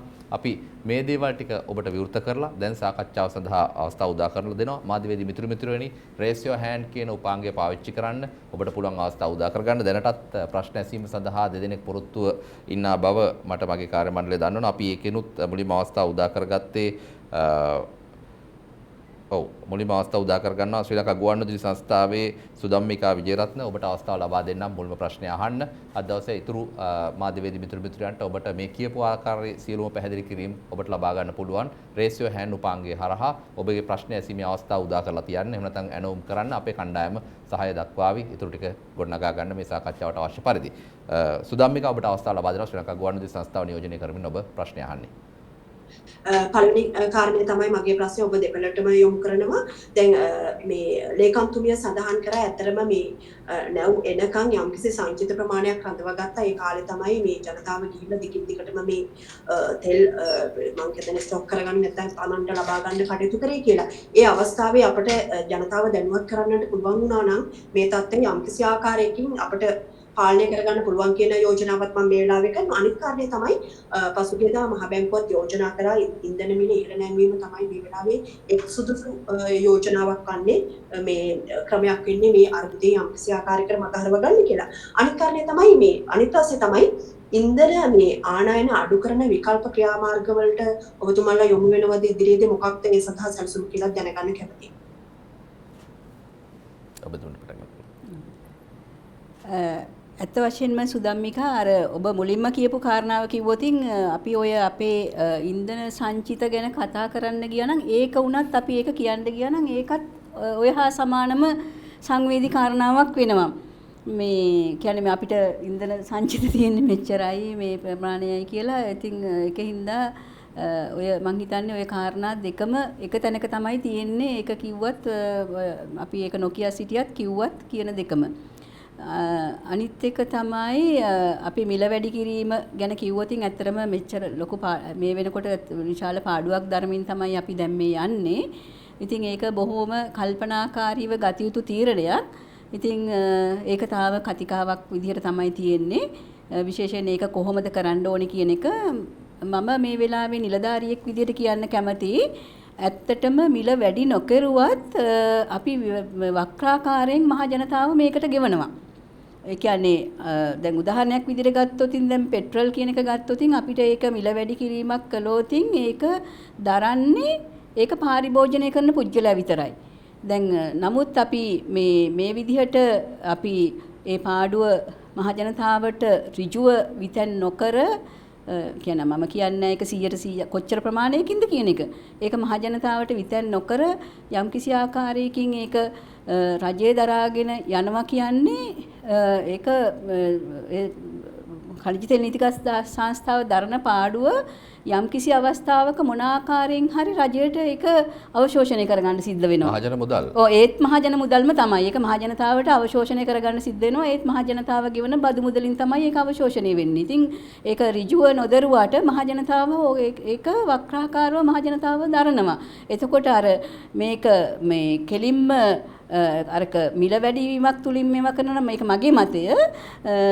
මේක මිල වැඩිවීමක් කරනවා නම් විශේෂයෙන් ඔය මේ 92 පෙට්‍රල්, සුපර් ඩීසල්, 95 පෙට්‍රල් වගේ කියනවා ගත්තොත් එතකොට ඒකට ඒ මිල එහෙම වුණොත් පාරිභෝජනය කරන පුජ්‍යලයා විතරයි ඒක දරන්නේ. මෙතනදී අර ඔටෝ ඩීසල් කියන තැනදී තමයි අපි යම්කිසි සංවේදී තීරණයක් ගන්න වෙන්නේ. මොකද ඒක කෙරුවොතින් ඒක එතෙන්දී අපිට අපේ සමස්ත ආර්ථික ක්‍රියාවලියේ හැමතැනටම බලපෑමක් ඇති වෙලා ඒක රටේ ආර්ථික ක්‍රියාවලියට ඍජුවම බලපෑමක් කරන හින්දා. එතකොට නමුත් අපි මේක හරි විදිහට මහ ජනතාව කල්පනා කරලා බලනවා නම් අන්තිමට රජය මහ ජනතාව බදු මුදල් ගෙවීම තුලින් අර මේක වක්‍රාකාරව මේක දරනවා කියන එක තමයි කියන්න තියෙන්නේ. හිරු ටීවී නාලිකාවේ කලින්දු විදානගේ කලින්දු ඔබට අවස්ථාව ලබා දෙන්නම්. ඔව් මගේ ප්‍රශ්නය වෙන්නේ ලේකම්තුමිය විශේෂයෙන්ම දැන් එක තැනකදී අතනම මිල අඩුවෙන් දෙන්න පුළුවන් නම් හොඳයි ජනතාවට. නමුත් එක් තැනක් එනවා දුගානි මිල වැඩිපුර හරි බඩු බිනදී ගන්න වෙළඳ පොලේ තියෙනවා නම් කියන තැනට එන්න සිද්ධ වෙනවා. දැන් අපි ඉන්නේ ඒ වගේ තැනක දැන් මිල වැඩි කරන්නේ නැතුව ඔබතුමියලා ඒක පුළුවන් තරම් කන්ට්‍රෝල් කරගෙන හිටියට අද වෙනකොට වෙලා තියෙන ප්‍රශ්නේ තමයි මිල වැඩි වෙලා නැහැ. නමුත් උනේ ගන්න ඉන්ධන නොමැති ප්‍රශ්නයක් තමයි පහුගිය ටිකේ අපි දැක්කේ. එතකොට දැන් මේ තත්ත්වෙත් එක්ක විශේෂයෙන්ම ආර්ථිකයට ඉතාමත්ම බරපතල බලපෑමක් සිද්ධ වෙනවා. විශේෂයෙන්ම ඩීසල් වගේ කාරණාවක් ඇතුළේ මේ සිද්ධ වෙලා තියෙන කාරණා එක්ක කර්මාන්ත ආදී මේ සියල්ල. ඒකට මේක කොයි වගේ තහවුරුවකට අපිට ඉස්සරහ කාලේදී යන්න පුළුවන්ද කියන කාරණාව සහ විශේෂයෙන්ම අපිට ඒකත් එක්ක සම්බන්ධ කරලා උත්තර දෙන්න දැන් බලශක්තිය විදුලි බල උත්පාදනය සම්බන්ධයෙන් ගත්තම අද රටේ විදුලි බල උත්පාදනය සම්බන්ධයෙන් ගැටලුවක් නෙවෙයි තියෙන්නේ. අපිට අපබාධාගාර වලට අවශ්‍ය ඉන්ධන ටික ලබා දීමට නොහැකි වීමේ තත්ත්වය නිසායි මේ විදුලි කප්පාදුව සිද්ධ කරන්න සිදු වෙලා තියෙන්නේ. මෙය දැන් ඔබතුමා කියන සම්ලෝකහරවාදෙදී යම් සහනදායීතනකට එන්න පුළුවන් කියලා. ඔබතුමා වැස්ස ලැබෙන තුරු කොච්චර කලක් අඛණ්ඩව මේ තත්ත්වය බලාගාර වලට ඉන්ධන සපයමින් ගෙනියන්න පුළුවන්. කලින්දු මේ මොනවාද මිල වැඩි නොකිරීමයි ඉන්ධන මේ කියන්නේ මිල වැඩි නොකිරීමයි ඉන්ධන අඛණ්ඩව නොසැපීමයි කියන අතර සම්බන්ධයක් මම දකින්නේ නැහැ. මොකද මේ මිල වැඩි නොකිරීම නිසා මේ හිඟයක් නිර්මාණය වෙලා කියන තර්කයක් ගොඩනගන්න බෑ. මොකද ඒ දෙක අතර සම්බන්ධයක් නැහැ. නෑ ඔහු කිව්වේ ලේකම්තුමිය වෙන අදහසක් මට පැහැදිලි වෙච්ච ආකාරය. මොකද මේ දවස්වල ජනප්‍රිය දේශපාලන කතිකාවතක් ඔහු පුටා ගත්තේ. ඒ කියන්නේ සල්ලි දීලවත් ගන්න බඩු නෑ කියන එක තමයි එළියේ හදන කතාව. ඒක නිසා එහෙම ගන්න බැරි වුණේ මොකද්ද කියන එක. ඒක ගන්න ඒක මම හිතන්නේ මම මුලින් පැහැදිලි කරානේ. සභාපතිතුමාට මම අවස්ථාව දීලා ඔබතුමීට එනවා. මම කලින්දුගේ ඉදිරිපත් කරපු ගැටලුව ඉතා වැදගත් ගැටලුවක්. අපි පහුගිය වසර කීපයක ගත්තොත් ලෝක වෙළඳ පොලේ තිබුණු මිල ගණන් අපි හොයලා බලන්න ඕන. 2016 අවුරුද්දේ සාමාන්‍යයෙන් පෙට්‍රල් 92 වර්ගය බැරල් එකක් වුණේ ඩොලර් 53ක්. ඩීසල් 52ක්. ඒ වගේ 2017 65ක් 2018 77ක් වගේ තමයි තිබුණේ. 2019 අවුරුද්ද වෙනකොට 69ක් වුණා බැරල් එක. 2020 පොඩ්ඩක් අඩු වුණා. මොකද කොවිඩ් තත්ත්වයත් එක්ක සාමාන්‍ය ඩොලර් 45ක වගේ ඇවරේජ් සාමාන්‍ය තත්ත්වයක් තිබුණා. 2021 අවුරුද්දේ 2021 අවුරුද්ද තමයි ඉන්ධන ලෝක වෙළඳ පොලේ ඉන්ධන මිල වේගයෙන්ම ඉහළ යන්න පටන් ගත්තේ. ඒක ඔපෙක් සංවිධානය විසින් කරන ලද ඔවුන්ගේ නිෂ්පාදනය අඩු කරන්න හා විවිධ කාරණා බලපාලා ඒක ජනවාරි මාස 2021 ජනවාරි මාසේ පටන් ගන්නකොට බැරල් එකක් 58 තමයි තිබුණේ. හැබැයි ඒක දෙසැම්බර් 30 මාසේ වෙනකොට ඒක ඉහළ ගියා බැරල් එක මම මේ පෙට්‍රල් ගැන කියන්නේ 85කට ඒ වගේම ඩීසල් ගියා 80 ඒකත් 84යි සත 92කට ගියා. ඉන් පස්සේ 2022 ජනවාරි මාසේ ගත්තම 96යි මම මේක දැන් ඔබට මතකයි දැන් 2013 2016 17 18 මේ ඔක්කොම වසර ගත්තත් අපි ජනවාරි මාසයේ වෙනකොට 2022 මේක 96ක් දක්වා ඉහළ ගින් තිබුණා. ඒ වගේම පෙබරවාරි මාසේ මේක 108ක් දක්වා බැරල් එක ඉහළ ගියා. අද තියෙන තත්ත්වය සම්පූර්ණ වෙනස්. අද ලෝක වෙළඳ පොලේ ඩීසල් බැරල් එක මිල අද ඩොලර් 176ක්. ඒ කියන්නේ අපි මේ 2021 ගත්තම ඒ තිබුණා වගේ දෙගුණයක් වෙලා. මිලේ සතයක් මිල 2021 දෙසැම්බර් මාසේ වැඩි කරේ 2021 දෙසැම්බර් මාසේ ඒ කාලයේ තිබුණු මිලට කලපන තමයි වැඩි කරේ. හැබැයි අද ඒ දෙසැම්බර් මාසේ තිබුණ මිල වගේ දෙගුණකින් අද වැඩි වෙලා තියෙනවා. මම කියන්නේ මේක හැම දවසෙම තියෙනයිද කියලා. මේ යුද්ධ තත්ත්වය ඉක්මනින් සමනය වෙන්න කියලාත් අපි පොඩි ප්‍රාර්ථනා කරමු. ඒක වුණොත් යම් ආකාරයක අඩුවීමක් බලාපොරොත්තු වෙන්න පුළුවන්. කොහොම වුණත් අද දවසේ තියෙන මිලට ගැලපුවොත් අද දවසේ ලෝක වෙළඳ පොලේ තියෙන මිලත් එක්ක අපේ මෙහෙයුම් වියදම් ඇතුළත් අපි අරගෙන බැලුවොත් ඩීසල් ලීටරයකින් අපිට පාඩු වෙනවා රුපියල් 128ක් අද දවසේ මිලට 170ට ගණන් හැදුවොත්. මේ මාසේ ඇවරේජ් එක ගත්තොත් සාමාන්‍ය රුපියල් 102ක වගේ ප්‍රමාණයක් තියෙන්නේ මේ දවස් 10. නමුත් අද තියෙන 176 මිල අද දවසේ පමණක් තියෙයි කියලා අපිට විශ්වාස කරන්න බෑ. ඒක හෙට තව දවස් කීපයක් තුල පැවතුනොත් අපිට අද ආනයනය කරන නැවෙන් වෙන පාඩුව ලීටර එකේ රුපියල් 128. මාර්තු 10 වෙනිදාට කියන්නේ. පෙට්‍රල් මේ මාර්තු 10. පෙට්‍රල් වලින් රුපියල් 80ක අලාභයක් වාර්තා වෙනවා. මේක තමයි අපිට වාර්තා කරන්න විශේෂයෙන්ම ලෝක වෙළඳ පොලේ මේ මිල ඉහළ යාමත් එක්ක. අපි කියන්නේ නැහැ මේක ඒ අනුව රජය විසින් මේක මේ මොහොත වෙනකොට රජය මැදිහත් වෙලා යම් ඇත්ත වශයෙන්ම යම් කිසි කල්පනාකාරණයක් කරේ බලාපොරොත්තු වුණා මිල යම් ආකාරයක සාමාන්‍ය තත්ත්වෙන් පවතී කියලා. අද තියෙන තත්ත්වය නම් මම හිතන්නේ රජයටත් දරන්න පුළුවන් වෙයි කියලා මම නම් හිතන්නේ. මේක ගැන අපි කල්පනා කරන්න ඕනේ. ඒක මිල ගැන ඇත්ත වශයෙන්ම අපි කල්පනා කරන්න ඕනේ. දෙවෙනි කාරණාව සාමාන්‍යයෙන් අපේ තිබුණේ කලින් හොඳ ප්‍රශ්නයක් ඇහුවේ තෙල් තිබුණා නම් මිල වැඩි කරත් කමක් නැහැ තෙල් තියන්න. හැබැයි මේ සාකච්ඡාව පටන් ගන්නෙ දැන් අපි කෙටි කාලයක් ඇතුලේ. අපි සාමාන්‍යයෙන් මේ රටේ පෙට්‍රල් භාවිතාව තිබුණේ මේ 92 සහ ඔටෝ ඩීසල් කියන වර්ගයේ සාමාන්‍ය ඩීසල් අනිත් වර්ග දෙක පොඩ්ඩක් පැත්තකින් තියලා බලමු මේ දෙක විතරක්. පෙට්‍රල් 92 සාමාන්‍ය තිබුණේ 3000ක් වගේ තමයි 2015 16 වර්ෂ 3000ට අඩුයි. 18 19 කොට 3000ක් 3200ක් දක්වා ඉහළ ගියා. Metric ton 3000. සාමාන්‍ය මෙට්‍රික් ටොන් 3000. මෙට්‍රික් ටොන් එකක් කියන්නේ ලීටර් 1338ක් වගේ ප්‍රමාණයක්. සාමාන්‍ය පරිභෝජනයේ තියෙන මෙට්‍රික් ටොන් 3000ක් පමණ. 2020 වසර කොවිඩ් තත්ත්ව නිසා තත්ත්වය වෙනස්. නමුත් 2021 සහ 20 වර්තමාන තත්ත්වය ඒක 4200ක් දක්වා. ඒ කියන්නේ මෙට්‍රික් ටොන් 1000ක් දක්වා තව පෙට්‍රල් මෙට්‍රික් ටොන් 1000කින් වැඩි වෙලා තියෙනවා. පරිභෝජනය. ඒ වගේම ඩීසල් පරිභෝජනය තිබුණේ සාමාන්‍ය මෙට්‍රික් ටොන් 5000ක් 4500ක් 5500ක් අතර ප්‍රමාණයක්. 2022 ජනවාරි මාස වෙනකොටත් තිබුණේ 5500ක 6000ක් වගේ ප්‍රමාණයක්. නමුත් අද ඊයේ දවසේ මම මේක අද මෙතන සාකච්ඡාවට ඉන්න ඉස්සෙල්ලා මම අපේ තොගවඩා පර්යන්තේ අලුත් සභාපතිතුමාට කතා කරා. මම ඇහුවා ඊයේ දවසේ ගිහින් තියෙනවා මෙට්‍රික් ටොන් 8000ක්. මේ 5500ක තිබුණු ප්‍රමාණය 8000ක් දක්වා වැඩි වෙලා. ඒක පෙරවුම්හල් වලට ගිහින් තියෙනවානේ 8000 කර්මාන්ත වලට විදුලි ගිය ප්‍රමාණය අපි ඉවත් කරන්නකො. අවම වශයෙන් මෙට්‍රික් ටොන් 6500ක් 7000ක ප්‍රමාණයක් අපේ ගිහින් තියෙනවා පිරුම්හල් වෙත. එතකොට තෙල් නැති වුණේ නැහැ. ඇත්ත වශයෙන්ම උනේ මම අපි බලන්න ඔබ ගියා නම් ඉන්ධන පිරුම්හලක මම දන්නවා මාධ්‍ය ආයතන හැටියට වැඩිපුර කාලයක් පහුගිය දවස්වල ගත කරා ඉන්ධන පිරුම්හල් ඉදිරිපිට ජනතාවගේ අදහස් ගත්තා. මම දැක්කා අපේ ගුවන් රූපවාහිනියේ මේ ඔය නාලිකා මෙල කලින්දුගේ නාලිකාවෙත් අපි දැක්කා. මේවයි කිව්වා. දැක්කා අපි පොලිමේ සාමාන්‍යයෙන් බස් රථ 10ක් හා අනෙකුත් වාහන 25ක් 30ක් එකතු වුණාම වාහන 40ක් විතර පොලිමක් තියෙනවා. සාමාන්‍ය මීටර 500ක්වත් ඕක දිග පොලිමක් වෙනවානේ. හැබැයි මේ වාහන 30ට 40ට අමතරව අර කෑන් එහෙම නැත්නම් මේ ඉන්ධන අරගෙන යන ලීටර් 20 30 5 10 මේ කෑන් පොලිම කොච්චර තිබුණාද? කෑන් 50ක්වත් තිබුණා. ඒ කියන්නේ වෙනදා අපි දැන් සාමාන්‍ය පරිභෝගිකයෙක් කරන්නේ පෙට්‍රල් ලීටර් 10ක් 20ක් ලබා ගනි. ඒ ප්‍රමාණයම වාහනයට ගහනවට අමතරව වාහනේ පුල් ටැංක් කරනවා. ඊට අමතරව සාමාන්‍ය කෑන් එක ගෙනහිල්ලා ඒ වගේ ප්‍රමාණයක් අරන් ගියා. එතකොට අත්ත වශයෙන්ම උනේ ඉන්ධන හිඟයක් පහුගිය කාලේ පුරා තිබුණේ නැහැ. ඒක ඊටාම වගකීමෙන් අපි කියන්නේ. ඉන්ධන තිබුණේ අවශ්‍ය ප්‍රමාණයට වඩා පරිභෝජනය කරන ප්‍රමාණයට වඩා වැඩි ප්‍රමාණයක් අරගෙන යාම තමයි සිද්ධ වුනේ.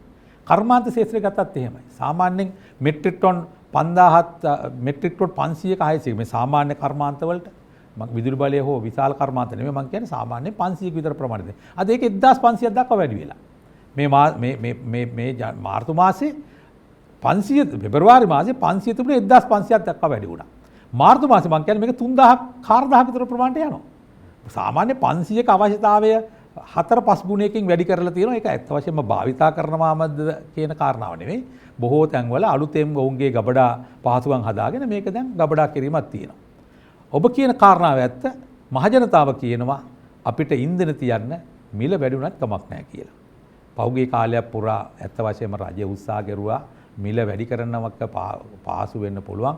අපි දන්නවා මිල වැඩි කරපුවාම බස් රථ ඊට පස්සේ එනවා. හැබැයි මම කියන්නේ මේ සියල්ල කල්පනා කරලා අද තියෙන තත්ත්වය සම්පූර්ණ වෙනස්. අපි සාමාන්‍ය තත්ත්වයක් යටතේ රජයක් හැටියට බරක් දැරුවට කමක් නැහැ. පාසු පුළුවන් නම්. නමුත් අද තියෙන තත්ත්වය බරපතලයි. ඒක නිසා ඒකත් එක්ක ගැලපෙන කලින්දුගේ යෝජනාව ක්‍රියාත්මක කරනවා නම් හොඳයි කියලා තමයි මම අදහස් කරන්නේ. AFP ආයතනයේ අමල් ජයසිංහ අමල් ඔබට අවස්ථාව. ඉක්ස්ලි බොහොම ස්තුතියි.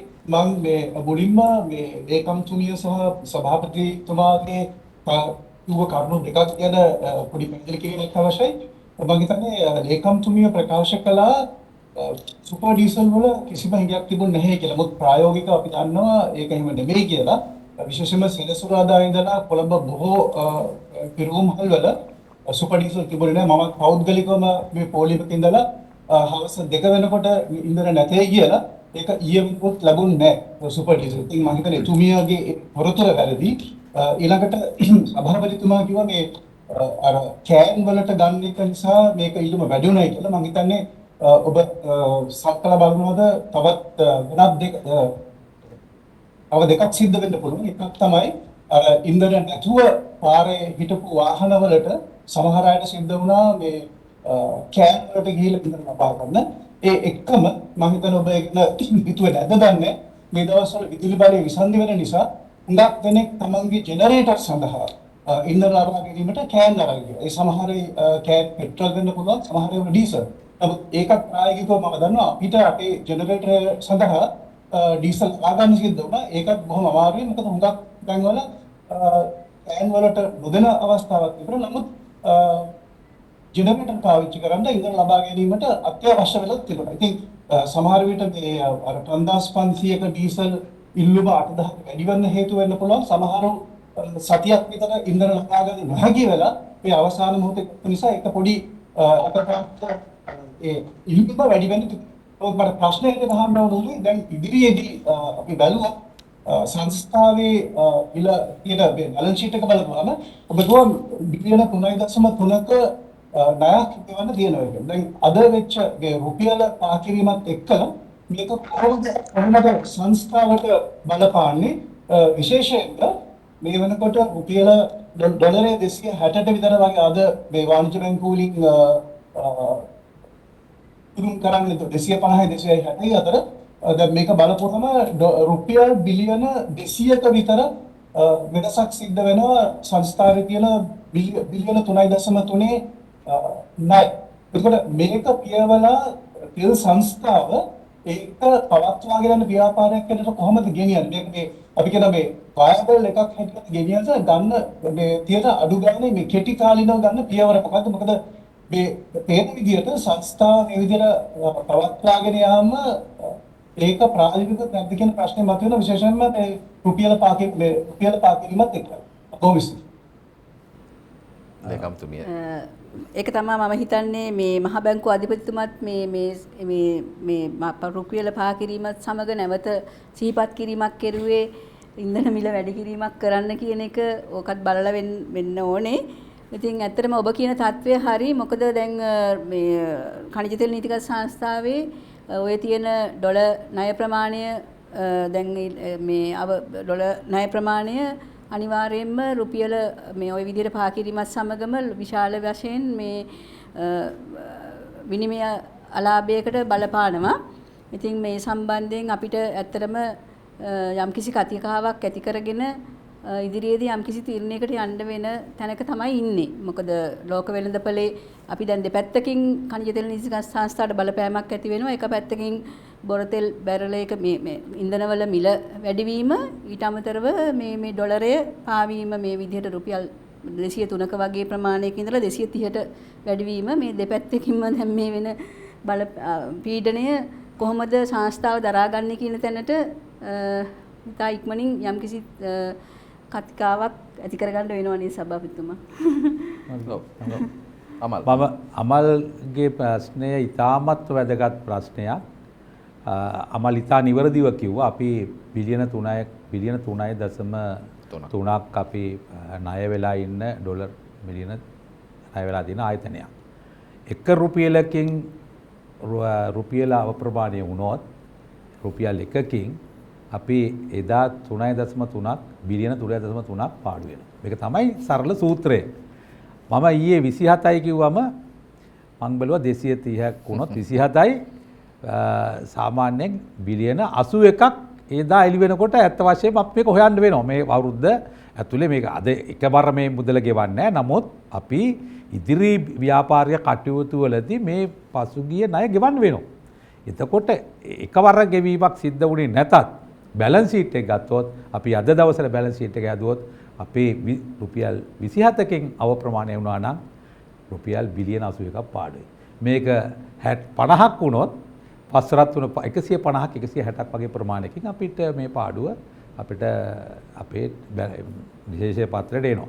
මම ඔබට කියන්න ඕන ඇත්ත වශයෙන්ම ඛනිජ තෙල් නීතිගත සංස්ථාව හැටියට පමණක් නෙවෙයි මේ ව්‍යාපාරය අපි පවත්වාගෙන යන්නේ අද.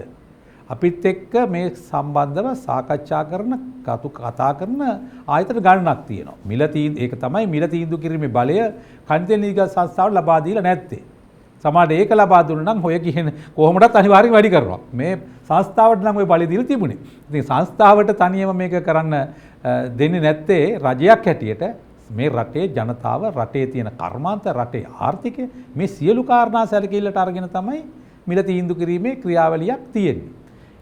කොහොමුණත් මේ ආයතනයේ නැත්නම් ඉන්ධන ව්‍යාපාරය කළමනාකරණය සඳහා අපි ඛනිජ සංස්ථාව ඒ වගේම අපේ මහජන බැංකුව ලංකා බැංකුව මහ බැංකුව අපේ ඛනිජ තෙල් අමාත්‍යාංශය ඒ වගේම මුදල් අමාත්‍යාංශය විශේෂයෙන් මේ ආයතන ගණනාවක් එකතු වෙලා සාකච්ඡා කරලා මේක කළමනාකරණය කිරීමක් සිද්ධ කරන්නේ.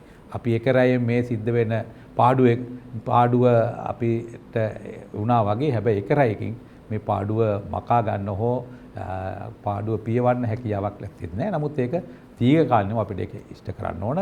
මේ රටේ ඉන්ධන මිල තීරණය කිරීමේ ප්‍රධාන සාධකයක් බවට රුපියල් අවප්‍රමාණය කිරීමත් බලපානවා. විශේෂයෙන්ම 2018 අවුරුද්දේ 2015 වසර ගත්තම එතකොට 2014 අවුරුද්ද මේ තිබුණු රජයේ මහින්ද රාජපක්ෂ ජනාධිපතිතුමාගේ ආණ්ඩුව අලුත් පාලනයට බාර දෙන අවස්ථාව වෙනකොට සාමාන්‍ය රුපියල් බිලියන 6ක 7ක වගේ ලාභයක් අත් වශයෙන්ම ලැබලා තමයි බිලියනයක් රුපියල් බිලියනක ලාභයක් සහිතව තමයි 14 අවුරුද්දේ 15 අවුරුද්දේ බාර දෙන්නේ. යහපාලන ආණ්ඩුව. යහපාලන රජයට. 2015 වසරේ ලෝක වෙළඳ පොලේ විශාල මිල අඩුවීමක් 15 වසරත් 16 වසර තමයි විශේෂයෙන් 16 17 වර්ෂවල විශාල වශයෙන් මිල පහළ යාමක් සිද්ධ වුණා. 18 වසරේ දැන් රුපියල් අවප්‍රමාණය කරලා රුපියල් අවප්‍රමාණය මේ වගේම හැබැයි රුපියල් 30ක 35ක වගේ ප්‍රමාණයක් අවප්‍රමාණයක් ආවා. ඒ අවුරුද්දේ 2018 අවුරුද්දේ අලාභය කල්දේ සංස්ථාවේ රුපියල් බිලියන 106ක්. රුපියල් අවප්‍රමාණය වෙච්ච නිසා පමණක් බිලියන 96ක පාඩුවක් එකතු වෙලා තිබුණා. ඉතින් මේක තමයි මේ ව්‍යාපාරයේ තත්ත්වය. ඇත්ත වශයෙන්ම අපි ඉන්ධන ආනයනය කරන ඉන්ධන එදා දවසේ අලෙවි කළා එදා දවසේ පියවන්න පුළුවන් නම් මේ ප්‍රශ්නේ අපිට ඇති වෙන්නේ නැහැ. හැබැයි කණ්ඩියල් නීතික සංස්ථාව දැන් වසරක සාමාන්‍යයෙන් වසරක ණයක් අපි දරාගෙන ඉන්නේ. ඉතින් මේක සාමාන්‍යයෙන් සංස්ථාවක් රටක් ආයතනයක් හැටියට පමණක් නෙවෙයි රටක් හැටියට කල්පනා කරලා මේකෙන් මිදෙන ක්‍රමයක් අපි කල්පනා කරන්න ඕන. විශේෂයෙන්ම අපි ඩොලර් ණය ගෙවනකොටත් අද දවසේ ඩොලර් 7.2.5ක පොලි ප්‍රතිශතයක් එක තමයි මේ ගෙවන්න ඕනේ. ඉතින් මේ සියලු කාරණා එකතු කරා මේක විශාල බරක් විශාල අලාභයක් එකතු වෙන සංස්ථාවට මේක ඇත්තටම රටට රජයක් හැටියට විශාල බරක්. අපි ශ්‍රී ලංකා රූපවාහිනී සංස්ථාවේ අසංක ඔබේ අවස්ථාව උදා කරලා දෙනවා. අයිබෝන් අසංක. පැහැදිලිද මාව? ඉතා පැහැදිලි අසංක. ඉතා ඉක්මනින් අහන්න. ඔව් මගේ ප්‍රශ්නේ තමයි අද පුවත්පත්වල වාර්තා කරලා තිබ්බන් දැන් කණිජ සංස්ථාව මේ තරම් පාඩු ලබනකොට බෝනස් මුදලක් ලබා දීමට කටයුතු කළා කියලා පුවත්පත්වල තොරතුරු වාර්තා වුණා සේවකීන්ට. මේ හා සම්බන්ධ සත්‍යතාවක් තියෙනවද? මේ කරුණු පිළිබඳව කණිජ සංස්ථාවේ සභාපතිතුමාගෙන් විමසන්න කැමතියි. සාමාන්‍යයෙන් අපි කන්තෙල් නීතික සංස්ථාව අපි දන්නවා අත්‍යවශ්‍ය සේවාවක් හා විශේෂ සේවාවක් කරන ආයතනයක්. මේ ආයතන ගත්තම ආයතන ගණනාවක් තියෙන මේ අත්‍යවශ්‍ය සේවාවන් කළමනාකරණය කරන ඒ ආයතන සේවකයන් හා පාලන අධිකාරිය අතරේ තියෙන්නේ සේවා ගිවිසුමක්. සේවා ගිවිසුමකින් තමයි ඔවුන්ගේ සේවාවන් ඒ වගේම සේවා වැටවීම මේ සියල්ල සාකච්ඡා කරන්නේ. මේ වගේ කණ්ඩියල් නීතික සංස්ථාව තියෙනවා, වරාය අධිකාරිය තියෙනවා, විදුලි බල මණ්ඩලය තියෙනවා, ඒ වගේම වෝටර් බෝඩ් එක තියෙනවා. මේ වගේ ආයතන ගණනාවක් සේවා ගිවිසුමත් එක්ක තමයි ඉන්නේ. ඉතින් සේවා ගිවිසුම අනුව ඇති කරගත්ත ගිවිසුම් අනුව තියෙනවා මේ වසරේ මුලදී මේ 2021 වර්ෂයේ මුලදී සේවා ගිවිසුම ඇති කරගත්තා. අපි බලාපොරොත්තු වෙන මේ වගේ තත්ත්වයන් සේවා ගිවිසුමක් ඇති කරගත්තා. ඒ ගිවිසුමේ හැටියට අපි වැටුප් වැඩිවීමක් ලබා දුන්නා. ඒ වගේම සාමාන්‍යයෙන් දීර්ඝ කාලයක් තිස්සේ වසර ගණනාවක් තිස්සේ වසර 15කට 20කට වඩා අධික කාලයක් තිස්සේ සාමාන්‍යයෙන් වර්ෂයකට බෝනස් අපි ආයතනය ලබා දීලා තියෙනවා වාර දෙකක්. ඒ සම්බන්ධව දැනට සාකච්ඡා කරමින් යනවා. අපි තවමත් ඒ සම්බන්ධව තීන්දුවක් අරගෙන යනවා. නමුත් අපි සම්බන්ධයෙන් සාකච්ඡා කරගෙන යනවා. සේවකයන් සමග සාකච්ඡා කරනවා. එක පැත්තකින් ඒක සේවකයන්ගේ අයිතිවාසිකමක්, අනිත් පැත්තේ අපිට මූල්‍ය තත්ත්වයන් එක්ක සාකච්ඡාවක් කරලා අපි මේ පිළිබඳ තීන්දුවක් ගත යුතු තියෙනවා. ලබා දුන්නාද නැද්ද කියන එකයි මේ වසරේ අපි කිසිවක් ලබා දීලා නැහැ. හොඳයි අපි තව විනාඩි 3ක 4ක කාලයක් ඔබට ලබා දෙන්න පුළුවන් එක ප්‍රශ්නයක් සඳහා කාලයත් එක්ක අපි 11 මාරට මේ සාකච්ඡාව නිමවට පත් කරන්න නිමිතයි යම් කෙනෙකුට විශේෂයෙන්ම අපි දැක්කා විද්‍යුත් මාධ්‍ය රැසක මේ තෙල් පෝලිම් වල සාප කිරීම එහෙම නැත්නම් ප්‍රශ්නය අහන විදිහ ඒ දේවල් අපි දැක්කා. ඒ නිසා ඔබට පුළුවන් ඔබේ ප්‍රශ්න මහ ජනතාවගෙන් අහනවා වෙනුවට අදාළ බලධාරීන් දෙපළ ඇවිල්ලා ඉන්නවා. ගරු අමාත්‍යතුමා සහභාගී නොවුණත් ප්‍රතිපත්තිමය තීන්දුව අපි දැනගන්න පුළුවන්. ඒ නිසා මහ ජනතාවගෙන් ප්‍රශ්න අහනවා වෙනුවට මහ ජනතාවට පීඩාවක් ඇති වුණා නම් ඒක සම්බන්ධ ප්‍රශ්නේ කෙලින්ම අහලා මහ ජනතාවට වාර්තා කරන්න ඔබට අවස්ථාවක් තියෙනවා. ඒ අවස්ථාව උදා කරගන්න කියලා රාජ්‍ය සහ පෞද්ගලික මාධ්‍යවේදීන්ගෙන් අපි ආදරෙන් ඉල්ලා සිටිනවා. තව විනාඩි කිහිපයක් ඔබට අවස්ථාවක් තියෙනවා. raise your hand කියන උපාංගය හරහා ඔබට පුළුවන් ඔබේ ප්‍රශ්න ඇසීමේ අවස්ථාව උදා කරලා දෙන්න. තව විනාඩි කිහිපයක් අපිට වෙන් කරන්න පුළුවන්. එහෙම නැත්නම් අපි සාකච්ඡාව මේවට පත් කරන්න පුළුවන්. ඉෆ්හාම් ඔබට අවස්ථාව ලබා දෙනවා. ඔබ අවස්ථාව උදා කරලා තියෙනවා. The island Chairman, in a nutshell, what is your message? Actually, the present situation, you know that our consumer amount is very high. if they can manage that, they have to think about even we sell it in rupees, but we have to pay in dollars. If you can support CPC to minimize the imports, that will be great help for us to maintain this fuel supply. අපි සිංහල භාෂාවෙනුත් ඒක පැහැදිලි කරලා දෙමු. අනිත් අයට පැහැදිලි කරන්න. අපිට පුළුවන් නම් අපි ආනයනය කරන ඉන්ධන රුපියල් වලින් අද විකුණනත් අපි මේ සඳහා විශාල මුදලක් ඩොලර් වලින් ගෙවන්න ඕන, විදේශ විනිමය ගෙවන්න ඕන. ඒක අති විශාල මුදලක් මම අර මුලින් කිව්වා වගේ. ඒ නිසා අපි යම් ආකාරයක පාරිභෝගිකයාට පුළුවන් නම් කන්සියුමර්ස් පුළුවන් නම් ඔවුන්ගේ ප්‍රමාණය කළමනාකාරීකරණයකින් කරන්න. ඒක මේ වෙලාවේ රටට කරන ලොකු යහපතක් හැටියට තමයි අපි දකින්නේ. අපි ආරාධනා ඉල්ලීමක් කරනවා ඔබ ඉන්ධන භාවිතාවේදී යම් ආකාරයක විනයක් සහ කළමනාකරණයක් ඇතුව කරන්න කියන ඉල්ලීම කරනවා. අමල් ජයසිංහ ඔබ නැවතත් ප්‍රශ්නයක් සඳහා අවස්ථාව ඉල්ලා සිටිනවා. අපි කාලය ඇතුළත ඉන්න නිසා ඔබට අවස්ථාව ලබා දෙන්නම්. අමල් ඔබේ ප්‍රශ්න. ඉතින් මහන්නන් කිසි දැන් විදුලි බල CPC එකේ ඇති කරගන්න මුල්‍යමය තත්ත්වය වර්ධනය කර ගැනීමට කොතරම් ප්‍රමාණයකින් මේ ඉන්ධන වර්ගවල මිල ඉහළ යන්න ඕනේ කියලාද සංස්ථාවේ නැත්නම් අමාත්‍යාංශය නිර්දේශ කරන්නේ? අපි මම ඔබට කිව්වා අද දවසේ ගත්තොත් ඩීසල් ලීටරයකින් රුපියල් අද දවසේ මිලට ගත්තොත් ඩීසල් ලීටරයකින් රුපියල් 120ක් පාඩු වෙනවා. පෙට්‍රල් රුපියල් 80ක් පාඩු වෙනවා. ඒ ලාභාංශ එක්කද නැතුවද? නෑ අපි අපි ආනයනය කරලා දැන්ට තියෙන අනිකුත් වියදම් සියල්ල බැලුවට පස්සේ අපි බ්‍රේක් ඉවන් නම්බර එක තමා රුපියල් 120ක් සහ රුපියල් 80ක්. හැබැයි අපි ඒක අද තත්ත්වය මේ මාසය තුල ඇති වෙන තත්ත්වය සාමාන්‍ය තත්ත්වයක් නෙවෙයි. අපි මේක ගැන විශ්වාසයක් තියමු ඉතා ඉක්මනින් අවසන් වෙයි කියලා. අපි පෙබරවාරි මාසේ ගත්තොත් ඒක 52ක ප්‍රමාණයක්. හැබැයි මාර්තු මාසේ මුල් දවස් 10 ගත්තොත් රුපියල් 100ක්. ඉතින් ඒක නිසා මේ සියල්ල කල්පනා කරලා අපි ඒක ඇත්ත වශයෙන්ම ඩීසල් කියන භාවිතාව කර්මාන්ත සහ කර්මාන්ත වලට ඒ වගේම සාමාන්‍ය මහ ජනතාවගේ දැන් සාමාන්‍ය ප්‍රවාහනය නැත්නම් දුම්රිය ප්‍රවාහනය මේ සියලු කටයුතු වලට විශාල වශයෙන් භාවිතා කරන නිසා ඩීසල් මේ සම්බන්ධව සාකච්ඡාවක් ඇති කරලා අපි හිතන්නේ ඉන්ධන පෙට්‍රල් වලින් සහ ඩීසල් අතර යම් ආකාරයක ගැළපීමක් සමග ඉන්ධන මිල වැඩි කිරීමක් සිදු කරනවා නම් හොඳයි කියන එක තමයි අපේ යෝජනාව.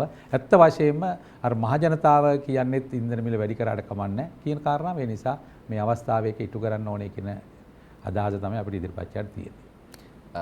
ඒක අවසාන අනුමැතිය නිල වශයෙන් ලබා දීමක් නෙවෙයි ඔවුන්ගේ යෝජනාවක් බව මම නැවත මතක් කරනවා. ජනාධිපති මාධ්‍ය කේන්ද්‍රයේ වගකීම ඒ සියල්ල පරිපාලනය කරලායි ඔබට ලබා දිය යුත්තේ කියන එක ඒ නිවැරදි අවබෝධය ලබා ගන්න නැත්නම් හෙට වාර්තාවල ලියන්නට එපා හෙට සිට ඉන්ධන මිල වැඩි වෙනවා කියා නැත්නම් විකෘති වාර්තා කරන්න බවට පත් වෙන්න ඉඩ තියෙනවා. විශේෂයෙන්ම ලේකම්තුමගෙන් මම අහන්න හදනවා නැවතත් ඉතා පැහැදිලිව මේ සාකච්ඡාව සමාප්ත කිරීමේදී අපිට අවශ්‍ය වෙනවා අපි දීර්ඝ පැහැදිලි කිරීමක් අගටයි අර පණිවිඩය කිව්වේ. ඩීසල් පෝලිම් තවදුරටත් අපි දරා අමල්ම පැහැදිලි කළා ඔහුගේ පෞද්ගලික අත්දැකීම. තවදුරටත් මේවා මේ පෝලිම් දක්නට ලැබෙයිද? මොකද විවිධ ක්ෂේත්‍ර සම්බන්ධව අනාවැකි කියනවා නිලධාරීන් ඇවිල්ලා නමුත් පහුවදාට ඒක ඒ ආකාරයෙන් නෙමෙයි ක්‍රියාත්මක වෙන්නේ. ඔබතුමියත් සභාපතිතුමත් දෙන්නම තමයි මේ පරිපාලනය කටයුතු වලදී මූලික වශයෙන් ඉන්න රාජ්‍ය නිලධාරීන්. අපි දැනගන්න කැමති ඩීසල් හිඟය තව ප්‍රමාණවත් තෙල් ලැබෙන්නේ කවදද? එහෙම නැත්නම් තව කී දවසක් ළමයි මිනිස්සු පෝලිම් වල ඉන්න ඕනේද? කී දවසක් අපි මේ ප්‍රවෘත්ති නඩත්තු කරන්න ඕනේද මාධ්‍ය ආයතන කියලා? මම මුලින් පැහැදිලි කළා වගේ අපිට දැන් අද අපේ කොළඹ වරායට ඩීසල් නැවක් ලැබිලා තියෙනවා. ඒ කියන්නේ දැන් අපිට කලින් ලැබිච්ච ඩීසල් නැව් දෙක අපි පහුගිය දින කීපයේ දැන් සභාපතිතුමත් පැහැදිලි කර විදිහට මේ පහුගිය දවස්වල ඩීසල් මෙට්‍රික් අර කියන්නේ අර තිබිච්ච තදබදේ නිසා තමයි අර මේ අසාමාන්‍ය විදිහට බෙදාහැරීමක් සිද්ධ වෙන්නේ. තදබදය සමනය කරගන්න දවසකට සමහරක් දවස් පෙරේදා වගේ මෙට්‍රික් ටොන් 10000ක් වගේ බෙදාහැරලා තිබුණා. 10000 7000 8000 වගේ. එතකොට දැන් මේක මං හිතන්නේ අපිට මේ ප්‍රමාණය අර සාමාන්‍ය තත්ත්වයට ගේන්න පුළුවන් වෙයි තව දවස් දෙක තුනක් යනකොට. එතකොට අපි සාමාන්‍ය ක්‍රමවේදයටද බෙදා හරින්නේ එහෙම නැත්නම් වෙනදට වැඩිය වේගෙන් අපි ෆාස්ට් ට්‍රැක් කරනවද අපි? වෙනදට වඩා වේගෙන්. ඒ කියන්නේ වෙනදට වඩා වේගෙන්. අර මේ විදිගු පෝලින් තිබුණානේ හැමතැනම. එතකොට ඊට කියන්නේ මේ බෙදා හැරීම වේගවත් ක්‍රමවේදයකට තමයි කරේ මේ දවස්වල. එතකොට අද බ්‍රහස්පතින්දා ඒ කියන්නේ හෙට සිකුරාදා සෙනසුරාදා වෙනකොට පෝලිං ඉවර කරන්න පුළුවන් වෙයි කියලා ඔබතුමී හිතන්නේ. සෙනසුරාදා වෙනකොට පුළුවන් විය. දැන් අද අපේ අනිත් නැව දැන් බානවා. සෙනසුරාදා කොහොම වුණත් මම තව වැඩි හොඳට කියන්නම්කෝ සඳ වෙනකොට පුළුවන් වෙයි කියලා. සඳ වෙනකොට දැන් මේකත් බානවා. එතකොට තව නැවක් අපිට අර මං කිව්වා වගේ මේ මාසය ඇතුළත තව ඉන්දියන් ක්‍රෙඩිට් ලයින් එකෙන් එන ඩීසල් නැව් තොගයක් එන්න තියෙනවා. නැව් තොග 4කින් මේ මාසය ඇතුළත ඩීසල් මෙට්‍රික් ටොන් 1,72,000ක් ඔව් 1,72,000ක වොමනා ප්‍රමාණයටත් වැඩිය හිටියන්නේ. ඔව් ඒ කියන්නේ දවසක අපි දැන් සඳුදා වෙනකොට මේ සාමාන්‍ය තත්ත්වයට හැරුණාම දවසකට 7,000ක් වගේ ප්‍රමාණයක් නේ දෙන්න තියෙන්නේ. අනිත් එක මේ කින්ස්ලි මට තව එකක් කියන්න ඕනේ. දැන් අපි මේ වෙනකොට අපිට ওই ලැබෙන ඩීසල් තොග වලින් විදුලි බලාගාර වලටත් යම්කිසි ආකාරයකින් දවසකට මෙට්‍රික් ටොන් 1,500ක් 2,000 අතර වගේ ප්‍රමාණයක් ලබා දෙනවා. මේ පණිවිඩෙත් මට දෙන්න ඕනේ. දැන් අපිට ඇවිල්ලා තියෙනවා විදුලි බලාගාර වලට දැවි තෙල් නැව් තොගයක් මෙට්‍රික් ටොන් 30,000ක. එතකොට අපිට පුළුවන් වෙනවා අද ඉඳලා අපේ දැවි තෙල් වලින් දුවන වෙස්ට් කෝස්ට් බලාගාරය, සපුගස්කන්ද බලාගාරය, සොජිට්ස්, බාච් මවුන්ට්, උතුරු ජනනි ඔය කියන විදුලි බලාගාර ටික ඔක්කොම අදින් පස්සේ ඒගොල්ලන්ගේ පූර්ණ ධාරිතාවයෙන් දුවන්න දවස් මේ ඇවිල්ලා තියෙන නැව් තොගයේ ප්‍රමාණවත් වෙන දවස් 10ක් ඒ බලාගාර ටික පූර්ණ ධාරිතාවෙන් දුවන්න පුළුවන් දැවි තෙල් වලින්. එතකොට ඊට පස්සේ අපිට නැවතත් අපිට දැවි තෙල් තොගයක් එන්න තියෙනවා මාර්තු 20 වෙනිදා. එතකොට මේ නැව් දෙකෙන් කිසිම කරදරයක් නැතුව දැවි තෙල් බලාගාර ටික පූර්ණ ධාරිතාවෙන් දුවන්න දැවි තෙල් ටික සපයන්න පුළුවන් අපිට විදුලි බලාගාර වලට දවස් 20කට. ඊට පස්සේ අපි නැවතත් අපි 15 වෙනිදා නැවත ටෙන්ඩර් එකක් ඕපන් වෙනවා දැවි තෙල් සම්පාදනය කරලා දෙන්න. එතකොට අපි මේ බලාගාර වලින් යම්කිසි ආකාරයකින් අපි නිදහස් වෙනවා මේ ඩීසල් ලබා දෙන එකෙන්. අපි නිදහසක් කියලා හිතන්නේත් නැහැ. අපිට පුළුවන් වෙනවා. එතකොට මේ අපි මේ වෙලාවේ බලශක්ති කිව්වහම විදුලි බල කප්පාදුව ගැන චුට්ටක් ඒකත් මේ පැත්තට කතා කරන එක හොඳයි කියලා හිතනවා මම අන්තිම මොහොතේ හරි.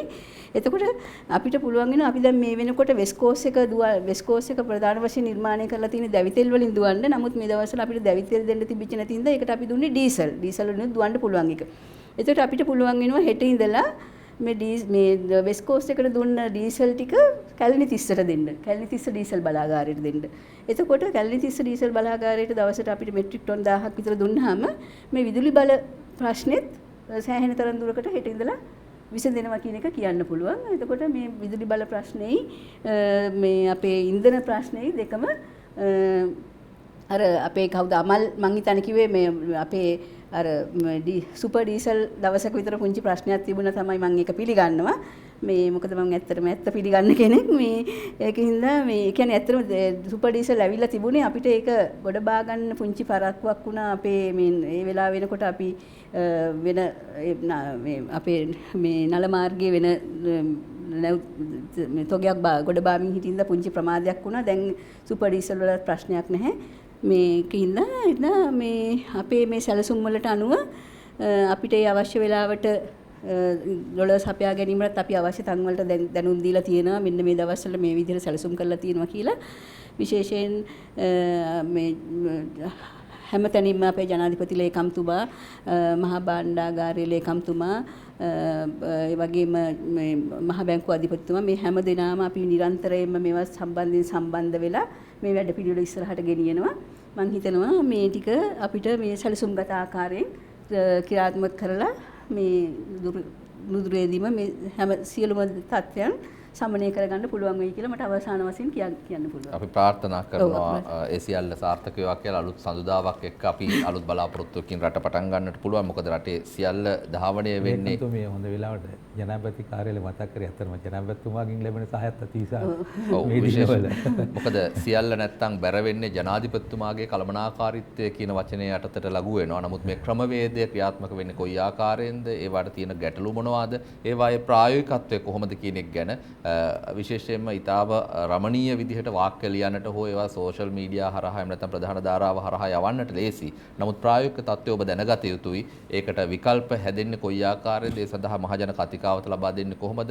ඒ වගේම විශේෂයෙන්ම හදිස්සි මිලදී ගැනීම වලදී ජනතාව නොමග යනවා නම් යන්නේ කොහොමද? ඒක ඇත්තක් නම් ඒක නිලධාරීන්ට වාර්තා කරන්න ඕනේ අපි කොයි විදිහටද කියන එක ගැනත් අපි සියලු දෙනා එක අවබෝධයකට එමු. ජනාධිපති මාධ්‍ය කේන්ද්‍රයේ මූලික අරමුණ මේ තොරතුරු ඥානනය කිරීමයි. ඒ සඳහා අද දවසේ ඔබේ කාලය කැප කිරීම ගැන මුලින්ම මාධ්‍යවේදී සියලු මිතුරු මිතුරන් සියලු දෙනාට මගේ ස්තුතිය පුද කරනවා. ඒ වගේම මේ ඇත්ත කතාව රටට කියන්නට ඉදිරිපත් වීම ගැන බලශක්ති අමාත්‍යාංශ ලේකම් KDR ඔල්ගා මහත්මියට, ඒ වගේම ලංකා ඛනිජ තෙල් නීතිගත සංස්ථාවේ සභාපති සුමිත් විජේසිංහ මහත්මයාට අපි විශේෂයෙන්ම ස්තුතිවන්ත වෙනවා. අප මේ කියපු දේවල් සම්බන්ධව ප්‍රායෝගිකත්වයේ ඉදිරි පැය 24 සිට නිරීක්ෂණය කරමු. අපි ඒ සඳහා සාධාරණයක් කරමු. ඉදිරියේදී ඇත්ත මිනිසුන්ට කියන්න, රටවැසියන්ට ඇත්ත වාර්තා කරන්න ඔබට ශක්තිය ලැබේවා කියලා ප්‍රාර්ථනා කරනවා. සමුගන්ට අවසරයි. මම කිංස් රත්නායක.